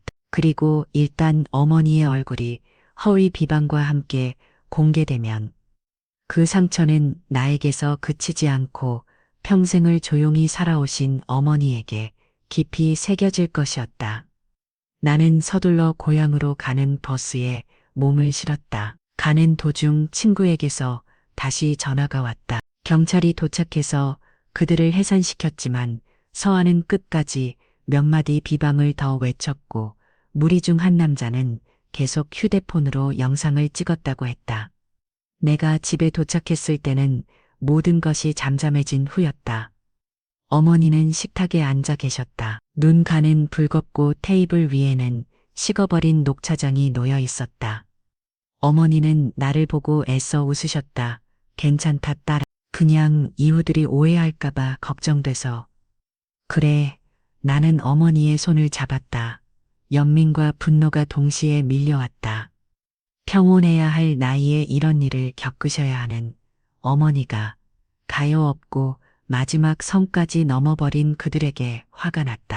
나는 휴대폰을 열어지며 CCTV 영상을 확인했다. 다행히 모든 상황이 녹화되어 있었다. 그들이 문 앞에서 소리치는 모습, 서아가 비방하는 목소리까지. 나는 즉시 사본을 저장해 김 변호사에게 전송했다. 그리고 메시지를 덧붙였다. 이것도 추가 서류에 넣겠습니다. 그는 즉시 답장했다. 아주 좋습니다. 이것이 암말로 협박, 명예훼손 사생활 침해 행위에 대한 가장 확실한 증거가 될 겁니다. 그날 밤 지은 씨가 전화를 걸어왔다. 이번에 그의 목소리는 고함이 아니라 거의 부드러웠다. 서연아, 오늘 어머님께 폐를 끼친 건 미안해. 하지만 네가 계속 이렇게 나오면 여기서 끝나지 않을 거라는 걸 알아줬으면 해. 나는 태연하게 방금 당신이 오늘 일의 배우라고 인정한 거네. 확실히 말해줘서 고마워. 그는 잠시 침묵하더니 말했다. 난 양쪽 다 막 다른 길로 가는 걸 원치 않아. 하지만 네가 계속 우리를 몰아붙인다면 우리를 원망하지 마. 나는 전화를 끊었다. 더 이상 날값 빠진 협박을 들을 인내심이 없었. 다음 날 나는 김 변호사와 함께 CCTV 영상을 포함한 추가 고소장을 제출했다. 영상을 본 김 변호사는 작게 웃었. 그들이 스스로 자기 손에 족쇄를 채웠군요. 이 영상은 법정에서 아주 큰 가치를 가질 겁니다. 하지만 그는 경고도 잊지 않았다. 이설연 씨 마음의 준비를 하셔야 합니다. 재판 전에 그들이 여론을 흔들기 위해 이 비방 영상을 인터넷에 올릴 수도 있습니다. 만약 그런 일이 생기면 절대 감정적으로 대응하지 마시고 법적으로 처리하겠습니다. 예상대로 불과 이틀 뒤에 한 유령 계정 페이스북에 편집된 영상이 올라오기 시작했다. 소아가 문 앞에서 이설연은 아픈 시어머니를 버렸다. 고소리치는 부분만 남기고 경찰이 해산을 요구하는 부분은 전부 잘려나갔다. 사정을 모르는 사람들의 비난 댓글이 달리기 시작했다. 나는 깊게 숨을 쉬고 즉시 변호사와 경찰에 연락해 처리를 요청했다. 김 변호사는 말했다. 제가 사이버 수사대에 연락해서 허위사실 유포로 해당 영상 삭제를 요청하겠습니다. 이것도 이제 사건의 일부입니다. 그날 밤 서류를 다시 읽고 있는데 어머니가 옆에 앉아 조용히 말씀하셨다. 딸아, 네가 옳을 일을 하고 있다는 건 알지만 이렇게 길어지면 네가 더 큰 상처를 받을까봐 걱정이다. 나는 어머니의 손을 잡았다. 엄마, 만약 제가 지금 멈추면 제가 지난 세월 동안 견디온 모든 것이 무의미해져요. 그들은 저와 엄마를 계속 해질 거예요. 앞으로는 누구도 두려워하지 않고 살기 위해서 저는 끝까지 가야 해요. 어머니는 더 말씀하시지 않고 고개를 끄덕이졌지만 눈가가 촉촉한 것을 보았다. 재판 4월 전 낯선 번호로 메시지가 왔다. 협상할 수 있다. 저녁 8시 화수목 식당 3번 방 안 나오면 후회하게 될 것. 나는 이 메시지를 김 변호사에게 보냈다. 그는 혼자 가지 마세요. 저도 함께 가고 모든 것을 녹음하고 촬영하겠습니다. 라고 말했다. 그날 밤 우리는 식당으로 갔다. 3번 방에는 지은 씨와 낯선 남자 한 명이 앉아 있었다. 아마도 그의 친구인 듯 했다. 지은 씨는 나를 보면 낮은 목소리로 말했다. 서연아, 마지막 기회야. 소송 취하하면 위자료로 이어줄게. 그리고 모든 걸 끝내는 거야. 나는 그의 눈을 똑바로 쳐다봤다. 내가 당신 돈이 필요하다고 생각했고, 내가 필요한 건 정의야. 옆에 있던 남자가 비웃었다. 정의 법정 간다고 당신이 이길 것 같아? 사생을 다 파헤쳐지고 망신당하고 직장도 잃을 걸. 나는 침착했다. 당신들이 한 모든 짓 나는 증거를 다 가지고 있어요. 시험을 보고 싶다면 얼마든지요. 협상은 순식간에 끝났다. 식당을 나올 때 나는 어떤 문턱을 넘어선 기분이었다. 더 이상 두려움이 설 자리가 없는 곳. 하지만 나는 재판 전날 밤 그들이 모든 것을 순순히 흘려보내지 않으리라는 것도 알았다. 그리고 정말로 바로 다음 날 저녁 검은색 봉투 하나가 내진 문틈으로 끼워져 있었다. 안에는 단 한 장의 사진이 들어 있었다. 마당에 앉아 계신 우리 어머니의 사진이었고 그 위에는 선명한 붉은색 XPC가 그어져 있었다. 나는 사진을 꽉 쥐었다. 숨이 가빠졌다. 이건 더 이상 암시적인 협박이 아니었다. 손 좀 보고였다. 나는 휴대폰을 들고 김 변호사에게 전화를 걸었다. 단 한 걸음도 물러서지 않겠습니다. 이번 재판에서 제가 모든 것을 끝낼 겁니다. 재판 당일 하늘은 잿빛이었다. 무거운 구름이 마치 비를 쏟아낼 듯 했다. 나는 김 변호사와 함께 일찍 법원에 도착했다. 내 손에는 지난 몇 달간 모아온 모든 것이 담긴 두툼한 서류 뭉치가 들려 있었다. 위조된 보증서, 협박 메시지, CCTV 영상, 임 씨와 유미 씨의 증언, 지훈 씨와 서아의 목소리가 담긴 녹음 파일, 그리고 박 여사와 서아가 우리 어머니 집 앞에서 비방하던 영상까지. 법원 정문 앞에서 그들을 보았다. 박 여사는 검은색 코트를 입고 휠체어에 앉아 있었다. 얼굴은 창백했지만 눈빛은 여전히 날카로웠다. 서아는 옆에 서서 입술을 꽉 다무된 촬영을 준비가 된 듯 휴대폰을 주고 있었다. 지훈 씨는 조용했지만 이전보다 훨씬 차가운 눈빛이었다. 우리는 서로 인사하지 않았다. 나는 곧장 법정으로 들어갔다. 재판은 8시 30분에 시작. 법정은 그리 옳지 않았지만 오늘은 친척들 외에 사건 취재를 허가받은 지역 기자 몇 명까지 와서 꽉 차 있었다. 서류 위조와 재산 침해 행위가 얽혀 세간의 주목을 받은 탓이었다. 재판장이 당사자들을 확인하며 원고인 나와 변호사에게 진술을 요청했다. 김 변호사가 일어서서 명확한 목소리로 입을 열었다. 존경하는 재판장님, 제 의뢰인 이설연 씨는 오늘 피고 박 여사, 박서와 박지훈 씨를 상대로 3가지 행위에 대해 소송을 제기합니다. 첫째, 대출 보증을 위한 서명 위조. 둘째, 동의 없는 공동재산 사용. 셋째, 원고에 대한 지속적인 협박, 명예훼손 및 사생활 침해입니다. 그는 차례로 증거를 제시했다. 위조된 보증서가 화면에 나타나자 법정 안에서 수군거리는 소리가 들렸다. 내 실제 서명과 나란히 놓인 조잡한 위조 서명은 전문가가 아니더라도 한눈에 알아볼 수 있을 정도로 명백히 달랐다. 재판장이 피고석을 향해 물었다. 박 여사, 이것이 위조된 서명임을 인정합니까? 박 여사는 희귀 쳐다보더니 고개를 돌렸다. 저는 그저 가족을 위해 그런 것뿐입니다. 저 애한테 해가 될 줄은 몰랐습니다.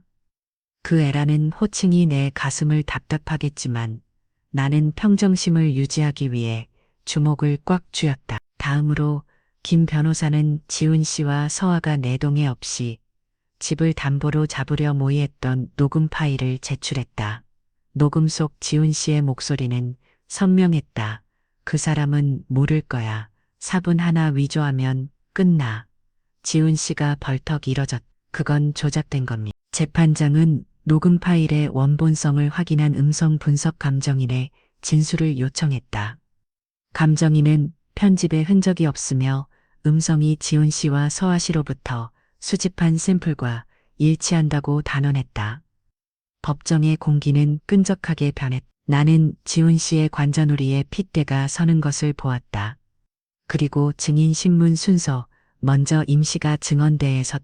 그는 서아가 빌려간 돈과 지훈 씨가 공동 명의 집을 이용해 갚겠다고 약속했던 사실을 상세히 진술하며 차용증과 문자 메시지를 증거로 제출했다. 재판장이 피고를 중 누구라도 이 사실을 원고에게 비밀로 해달라고 요청했는지 묻자 임 씨는 고개를 끄다 박지훈 씨가 이사연 씨에게는 말하지 말아다 라고 가족끼리 해결할 문제라고 했습니다.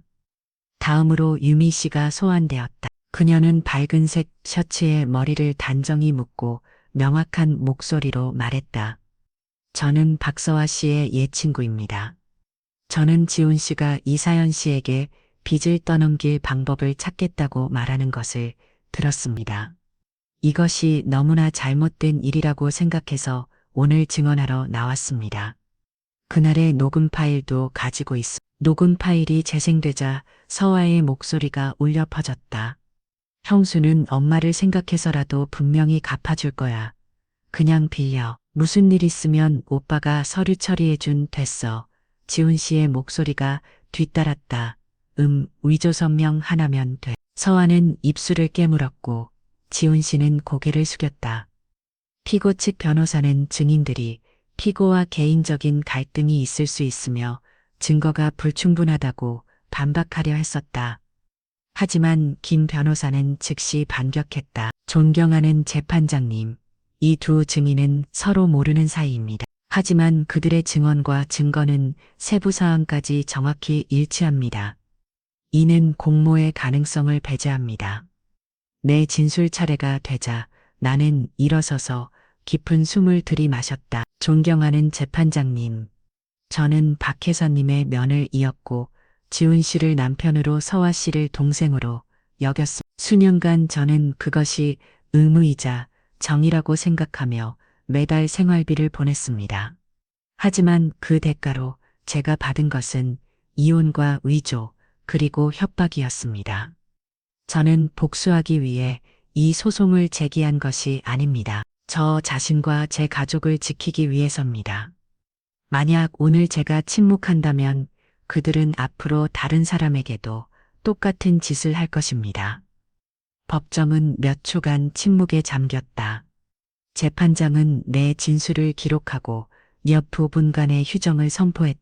복도로 나오자 지훈 씨가 벽에 기댄 채 먼 곳을 응시하고 있었다. 내가 지나갈 때 그가 작게 말했다. 서연아, 너 정말 변했구나. 나는 대답하지 않고 그냥 지나쳤다. 나는 알았다. 그가 이해하지 못하는 것은 내가 변한 것이 아니라 더 이상 참지 않게 배웠다는 사실이었다. 재판은 양측의 변론으로 계속되었다.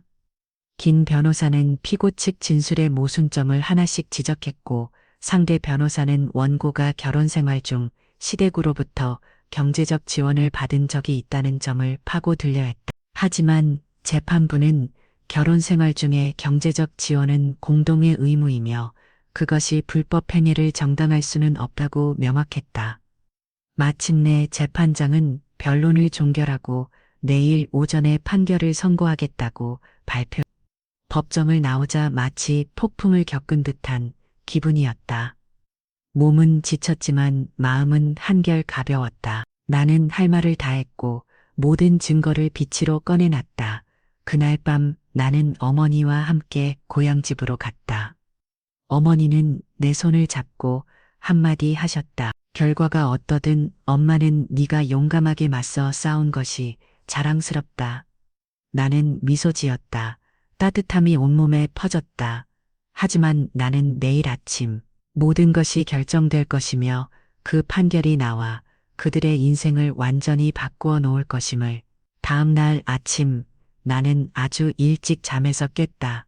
밤새 잠을 설쳤다. 패소할까 두려워서가 아니라 어제 법정에서의 장면들이 머릿속을 맴돌았기 때문이다.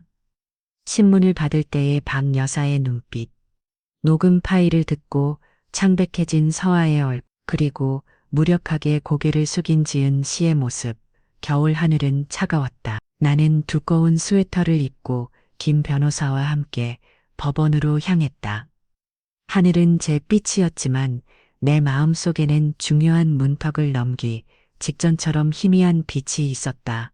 법원 정문 앞에 그들이 와 있었다. 박 여사는 휴체거에 앉아 두꺼운 옷을 입고 스카프로 얼굴을 가리고 있었다. 서아는 옆에서 서경념 어린 눈으로 나를 훑으며 휴대폰을 만지자 꺼렸다. 지은 씨는 아무 말 없이 나와 눈을 마주치지 않으려 뒤연에 서 있었다. 우리는 법정으로 들어갔다. 자리는 어제와 같았다. 재판장이 들어서고 의사봉 소리가 건조하게 울렸다. 본 재판부는 제출된 모든 서류, 당사자 및 증인들의 진술을 종합적으로 검토한 결과 법정은 숨막히는 정적에 휩싸였다. 나는 숨을 참고 테이블 위에 손을 얹었다. 온몸에 피가 머리로 쏠리는 기분이었다. 첫째, 원고의 선명을 위조하여 대출 보증을 선행하는 사실이며 현행법상 사문서 위조죄의 구성 요건을 충족한다. 주범은 피고 박 여사이며 피고 박지훈의 동의와 협조가 있었음이 인정된다. 수근거리는 소리가 터져나왔다. 나는 박 여사의 얼굴이 창백해지고 서아가 판사를 쏘아보는 것을 보았다. 그녀는 항의하려 했지만 변호사가 손으로 제지했다. 둘째, 원고의 동의 없이 공동명의 재산인 3층 주택을 담보로 설정하려 한 행위는 불법이다. 이 행위에는 피고 박지훈과 박서아의 직접적인 가담이 인정된다. 거기에 팬소리가 들리고 내 심장은 더 세게 뛰었다. 셋째, 원고의 친모 자택을 찾아가 영상을 촬영하고 소리친 소셜미디어에 허위사실을 유포한 행위는 원고의 인격권을 중대하게 침해했으며 명예훼손 및 사생활 침해 행위의 구성 요건을 충족한다. 재판장은 잠시 멈추었다가 법정 전체를 둘러보고 판결을 낭독했다. 본 재판부는 피고 박 여사에게 징역 1년 6개월의 집행유예 2년을 선고하고 원고 이사연에게 정신적 물질적 손해배상금으로 2억 원을 지급할 것을 명한다. 피고 박서아에게 징역 2년의 집행유예 3년을 선고하고 공동으로 1억 원을 배상할 것을 명한다. 피고 박지훈에게 징역 1년 6개월의 집행유예 2년을 선고하고 불법적으로 사용하려 한 재산에 해당하는 주택가치 2분의 1을 반환하며 민사미 형사소송 비용을 부담할 것을 명한다.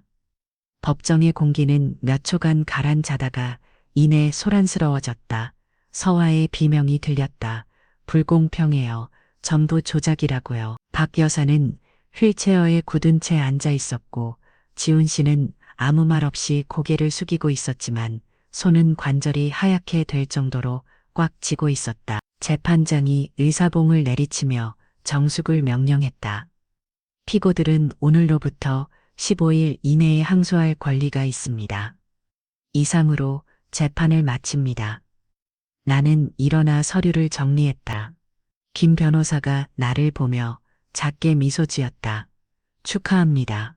합당한 결과입니다. 나는 고개를 끄덕였지만 큰 희열을 느끼지는 않았다. 그보다 더 강하게 느낀 것은 해방감이었다. 마치 가슴을 찌르던 무거운 돌덩이가 마침내 치워진 기분이었다. 법정을 나올 때 소아가 달려와 으르렁거렸다. 우리 엄마를 이 지경으로 만든 거 후회하게 될 거야. 나는 그녀를 침착하게 바라보았다. 내가 누구를 어떤 지경으로 만든 게 아니에요. 자기가 한 일에 대해 책임을 지는 것뿐이지. 지훈 씨는 몇 걸음 떨어진 곳에서 나를 바라보았다. 입술이 무언가 말하려는 듯 움직였지만 이내 그만두었다. 박 여사는 나와 마주치지 않으려 즉시 휠체어에 실려 나갔다. 법원 밖으로 나오자 비가 부슬부슬 내리기 시작했다. 나는 얼굴을 들어 차가운 빗방울이 피부에 닿는 것을 느꼈다. 마치 지난 몇 달간의 긴장과 먼지를 씻어내는 것 같았다. 어머니에게 전화를 걸었다. 어머니는 긴장된 목소리로 받으셨다. 어떻게 됐냐, 딸아? 엄마, 제가 이겼어요. 나는 웃었다. 모든 게 끝났어요. 수화기 저변에서 안도의 한숨 소리와 함께 바람처럼 가벼운 한마디가 들려왔다. 이제야 엄마 마음이 놓이는구나. 그날 밤 나는 오피스텔에 홀로 앉아 서류 뭉치를 다시 펼쳐보았다. 종이 한 장 한 장이 이전에는 내가 가졌다고 생각지도 못했던 끈기의 증거였다. 이혼 서류를 손에 쥐었던 날의 기분을 떠올렸다. 그때는 그것이 자유라고 생각했지만 이제야 진정한 자유는 어떤 압박이나 협박에도 굴하지 않고 끝까지 자신을 지켜내는 용기라는 것을 깨달았다. 하지만 나는 소송에서 이긴 것이 모든 것이 완전히 평온해졌다는 의미는 아니라는 것도 알았다. 그들은 항소할 권리가 있고 나는 다음 단계를 준비해야 했다. 그러나 이제 나는 달라졌다. 더 이상 조용히 참기만 하는 여자가 아니라 자신의 두 손으로 정의를 쟁취할 줄 아는 사람이었다. 창밖에 비는 그쳤고 도시는 따뜻한 노란 불빛으로 빛나고 있었다. 나는 스스로를 위해 따뜻한 차 한 잔을 따랐다. 한 모금 마시고 다짐했다. 이 사연 앞으로 갈 길은 아직 멀지만 오늘부터는 완전히 다른 마음가짐으로 걸어갈 거야. 나는 바로 다음 날 밤 전혀 예상치 못한 사람이 나를 찾아와 뜻밖의 사과와 기묘한 제안을 하리라고는 상상도 하지 못했다. 다음 날 저녁 막 식사를 마쳤을 때 전화가 울렸다. 낯선 번호였다. 하지만 수화기 너머의 목소리에 나는 순간 멈칫했다. 서연아, 나 지훈이야. 나는 몇 초간 침묵했다. 그가 조만간 연락해 올 것이라고는 예상했지만 이렇게 빠를 줄은 몰랐다. 잠깐 만날 수 있을까? 싸우려는 것도 아파려는 것도 아니야. 그냥 몇 마디 하고 싶어서 그래. 나는 거절하려 했지만 그의 목소리는 이전과 완전히 달랐다. 공격적이거나 원망 섞인 톤이 아니라 피로와 체념이 섞여 있었다. 잠시 후 나는 조건을 걸고 동의했다. 정말 이야기만 할 거라면, 하지만 사람 많은 곳에서 봐요. 오늘 저녁 8시 공원 근처 카페에서 약속 시간에 맞춰 도착한. 카페는 한산했다. 지훈 씨는 이미 구석에 앉아 있었다. 앞에는 반쯤 비운 커피잔이 놓여 있었다. 그는 법정에서 봤을 때보다 훨씬 수척해져 있었고 검은 머리카락 사이로 흰머리가 몇 가닥 보였다. 나는 안전거리를 유지하며 자리에 앉았다. 할 말이 뭐죠? 그는 나를 보았다. 후회와 복잡한 감정이 뒤섞인 눈빛이었다. 서연아, 미안해. 소송 때문만이 아니라 모든 것에 대해서 내가 너한테 너무 많은 고통을 줬어. 나는 태어났다. 판결 때문에 미안한 거예요. 아니면 자신이 잘못했다는 걸 깨달아서 미안한 거예요. 그는 씁쓸하게 웃으며 고개를 숙였다. 둘 다. 하지만 잘못했다는 마음이 더더. 예전에는 그냥 숨기고 너한테 일부 짐을 지우면 가족이 조용해질 거라고 생각했어. 모든 게 이렇게 될 줄은 몰랐지. 나는 바로 대답하지 않았다. 마음 한편으로는 그의 말을 믿고 싶었지만 다른 한편으로는 여전히 경계심이 남아 있었다. 지난 시간 동안 그의 너무나 다른 얼굴들을 봐왔기 때문이다. 오늘 나를 찾은 이유는 뭐죠? 내가 단도직입적으로 물었다. 지훈 씨는 머뭇거리다가 주머니에서 봉투를 꺼냈다. 그리고 내 쪽으로 밀었다. 이거 5천, 네가 이런 것에 비하면 아무것도 아니란 거 알아. 그냥 어머님 챙겨드리는데 못했어. 그리고 내 사과의 의미로 받아줘. 나는 봉투와 그를 번갈아 보았다. 아직도 돈으로 모든 걸 해결할 수 있다고 생각해요. 아니, 그는 빠르게 대답했다. 하지만 다른 방법을 모르겠어. 그리고 한 가지 더. 그는 목소리를 낮추고 내 눈을 똑바로 쳐다봤다. 엄마가 많이 위독하시, 의사 선생님이 올해를 넘기기 힘들 거라고 하셨어. 널 용서해 달라는 것도 아니고 소송을 취하해 달라는 것도 아니야. 그냥 만약에 엄마가 돌아가시면 마지막으로 한 번만 와서 뵐 수 있을까? 그의 말에 나는 순간 당황했다. 낡은 기억들이 밀려왔. 처음 면으로 들어왔을 때 박 여사도 내게 웃어줘. 없고 내가 좋아하는 음식을 만들어주기도 했다. 모든 것이 변한 것은 그 후의 일이었다. 나는 오랫동안 침묵하다가 물었다. 진심이에요? 이걸로 또 이용하려는 건 아니고요. 진심이야. 그는 시선을 피하지 않고 대답했다. 못 믿겠으면 진단서 보내줄게. 나는 한숨을 쉬었다. 생각해 볼게요. 우리는 몇 분간 조용히 앉아 있었다. 지은 씨는 창밖을 보며 마치 혼자 말처럼 중얼거렸다. 만약 내가 다른 방법으로 가족을 지킬 줄 알았다면 지금 모든 게 달라졌을 텐데. 나는 일어나 가방을 들었다. 후에는 아무것도 바꾸지 못해요. 지은 씨, 이제 각자 갈 길 가요. 다시는 법정에서 만나지 말고요. 나는 돈 봉투를 테이블 위에 그대로 두고 걸어놨다. 밤바람이 차갑게 불어왔다. 나는 옷깃을 여몄다. 머릿속에는 박 여사의 병세에 대한 그의 말이 계속 맴돌았다. 그녀가 고통받기를 바랄 정도로 미워지는 않았지만 그녀가 한 짓을 모두 잊을 수도 없었다.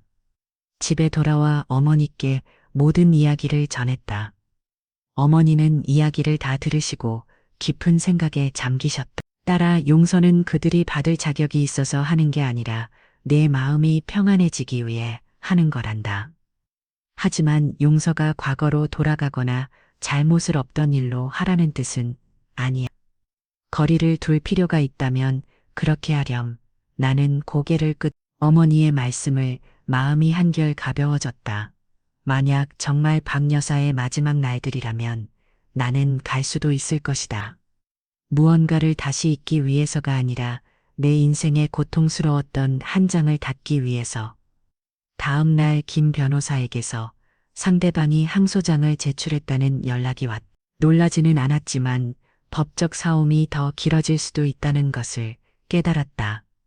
물론 이번에는 내가 거의 절대적으로 유리한 고지에 있었다. 밤늦게 서아에게서 메시지가 왔다. 이번에 이겼다고 다 끝난 줄 알지만 항소심에서 전부 뒤집어질 테니까. 나는 답장하지 않았다. 대응할수록 그녀에게 도발할 기회를 줄 뿐이라는 것을 알았다. 대신 그 메시지를 증거자료 폴더에 저장했다. 밤이 깊어졌다. 나는 창가에 앉아 멀리 있는 불빛들을 바라보았다. 모든 것이 끝났을 때 나는 정말로 마음의 평화를 얻고 모든 것을 내려놓을 수 있을까 자문했다. 아마 그 답은 항소심이 끝났을 때야 알 수 있을 것이다. 하지만 나는 내가 예전과 달라졌다는 것을 알았다. 이제 그들이 무슨 짓을 하든 나는 더 이상 떨리지 않을 것이다. 그리고 그것만으로도 나에게는 이미 승리했다. 나는 항소심이 열리기 전에 전혀 예상치 못한 곳에서, 그리고 전혀 관련이 없을 것이라 생각했던 곳에서 또 다른 사건이 터지리라고는 상상조차 하지 못했다. 지은 씨를 만난 지 4월 후 회사에 있는데 낯선 번호로 전화가 걸려왔다. 수화기 너머의 남성 목소리는 낮고 분명했다. 이설연 씨 맞으시죠? 저는 경제범죄수사팀 수사관입니다. 전 남편이신 박지은 씨의 이전 회사와 관련된 사건에 대해 협조를 요청드리고자 합니다. 박지은 씨요? 나는 순간 놀랐지만 침착함을 유지했다. 네, 구체적으로 어떤 일인지 알 수 있을까요? 저희는 특정 경제범죄의 가중처벌 등에 관한 법률 위반 업무상 배임 사건을 수사 중입니다. 주택담보대출과 관련된 건 외에도 이설연 씨의 명의로 된 또 다른 위조 계약서들이 있다는 정황이 포착되었습니다. 나는 할 말을 잃었다. 처음 서류 위조 사실을 알았을 때와 같은 익숙한 감각. 하지만 이번에는 규모가 훨씬 더 커 보였다. 나는 즉시 회사에 양해를 구하고 오후 반차릴 랜디 현재 소송 자료 전부를 들고 수사기관으로 향했다. 그곳에서 수사관은 내게 2년 전에 작성된 약 8억 원 상당의 물품 구매 계약서를 보여주었다. 계약서의 구매자란에는 내 이름이 적혀 있었고 서명 역시 서하의 대출 보증서처럼 조잡하게 위조되어 있었다. 이 계약서는 거래처 창고에서 물품을 빼돌려 판매한 뒤 대금을 지불하지 않는 데 사용되었다고 했다. 수사관은 설명했다. 거래처 측에서 고소장을 접수했고 수사 과정에서 이설연 씨의 이름이 현재 진행 중인 소송과 일치하는 것을 발견했습니다. 나는 계약서를 든 채 손이 차갑게 식었다. 나는 그 회사와 어떤 관련도 없었으며 계약서에 서명한 기억은 더더욱 없었다. 설명은 단 하나뿐이었고 배우가 누구인지는 어렵지 않게 짐작할 수 있었다.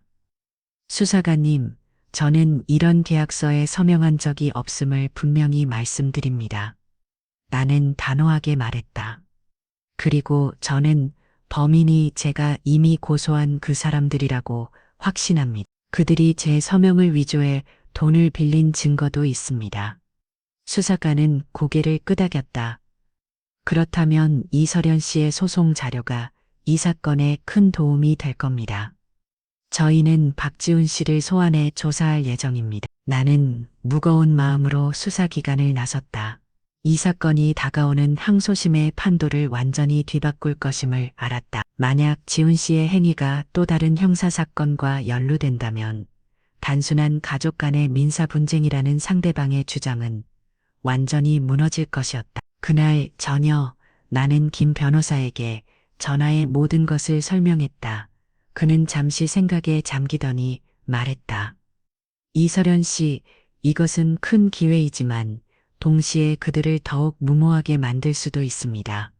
극도로 조심하셔야 합니다. 제가 수사기관과 협력하여 가능하다면 이 사건 기록을 우리 소송에 병합하도록 요청하겠습니다.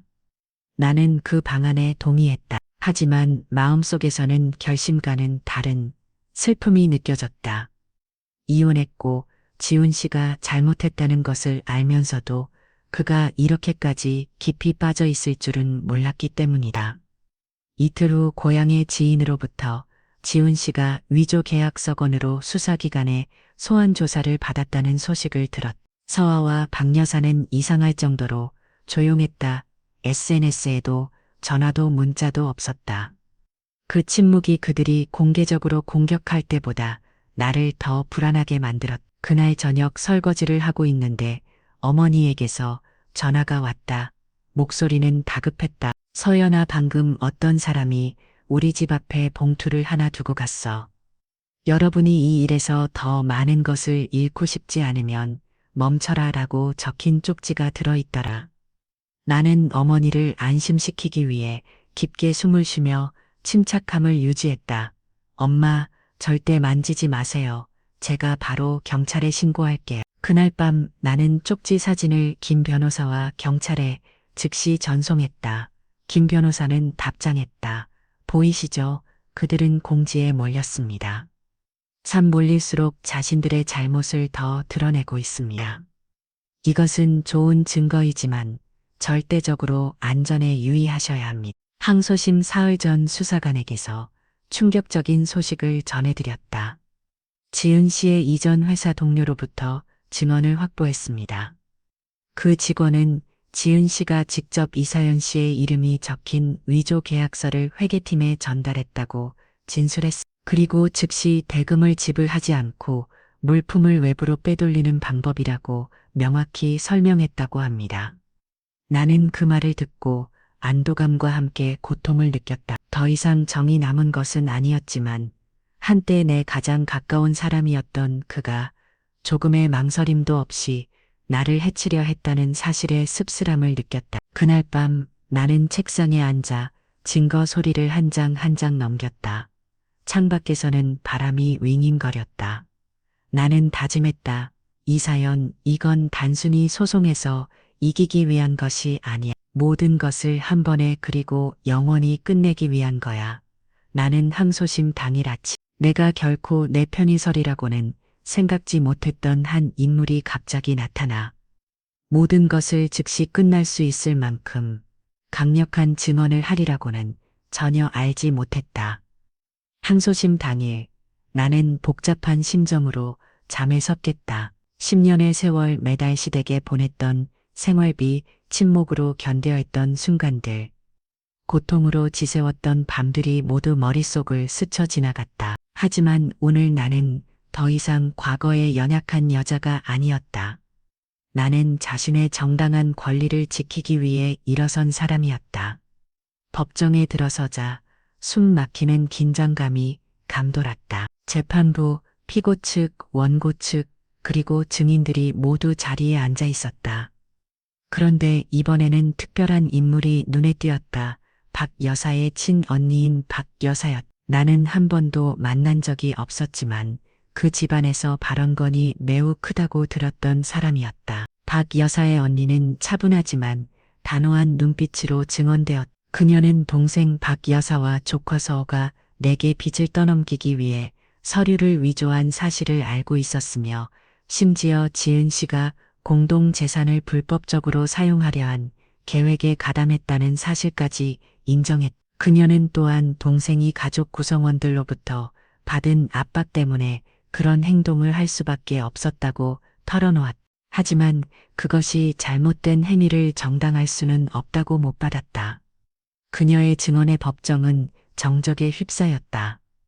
나는 분위기가 바뀌는 것을 느꼈다. 피고석에 앉은 그들은 더 이상 이전처럼 당당하지 못했다. 어색한 시선과 회피하는 눈빛은 진실이 드러났음을 말해주고 있었다. 내 변호사는 신속하게 새로운 증거를 제출했다. 박 여사 언니의 증언과 이전 증인들의 진술을 결합하여 사건의 진실과 그 배후에 있던 개락의 전체 그림을 완성했다. 재판은 치열하지만 공정한 변론으로 이어졌다. 마침내 재판장이 판결을 낭독했다. 재판부는 박 여사와 서아에게 더 엄중한 처벌을 선고하며 나에게 입힌 모든 물질적, 정신적 피해를 배상하라고 명령했다. 지은 씨는 공동재산 불법 사용 혐의로 유죄가 확정되었고 다른 범죄 행위에 대해서도 연대 책임을 지게 되었다. 가장 중요한 것은 피고들이 나와 내 어머니에게 공개적으로 사과해야 한다는 판결이었다. 판결을 듣는 순간 나는 눈물을 참을 수 없었다. 그것은 단순한 법적 승리가 아니었다. 내가 견디고 싸운 수개월 아니 수년간의 세월에 대한 인정이었다. 재판이 끝나는 어머니가 다가와 나를 꼭 안아주시며 말씀하셨다. 내 딸, 엄마는 네가 자랑스럽다. 무슨 일이 있어도 엄마는 항상 네 곁에 있을 거야. 나는 미소 지었다. 오랫동안 찾아 헤맨던 따뜻함과 평온함을 느꼈다. 지나온 길을 돌아보며 나는 깨달았다. 삶에 아무리 많은 시련이 닥쳐도 끈기, 공정함, 그리고 자신에 대한 믿음이 있다면 모든 어려움을 극복할 수 있다는 것을 나는 나의 이야기가 부당함을 견디고 있는 다른 여성들에게 교훈이 되기를 바란다. 자신의 권리와 존중을 위해 싸우는 것을 절대 멈추지 마십시오. 인생에는 아직 많은 날들이 남아있고 이제 나는 그 길을 더 강하고 평온한 마음으로 걸어갈 준비가 되었다. 지금까지 이혼 서리를 받은 다음 날 시험 언니께 드리던 100만 원을 끊었더니 신호이가 찾아와 소리쳤다.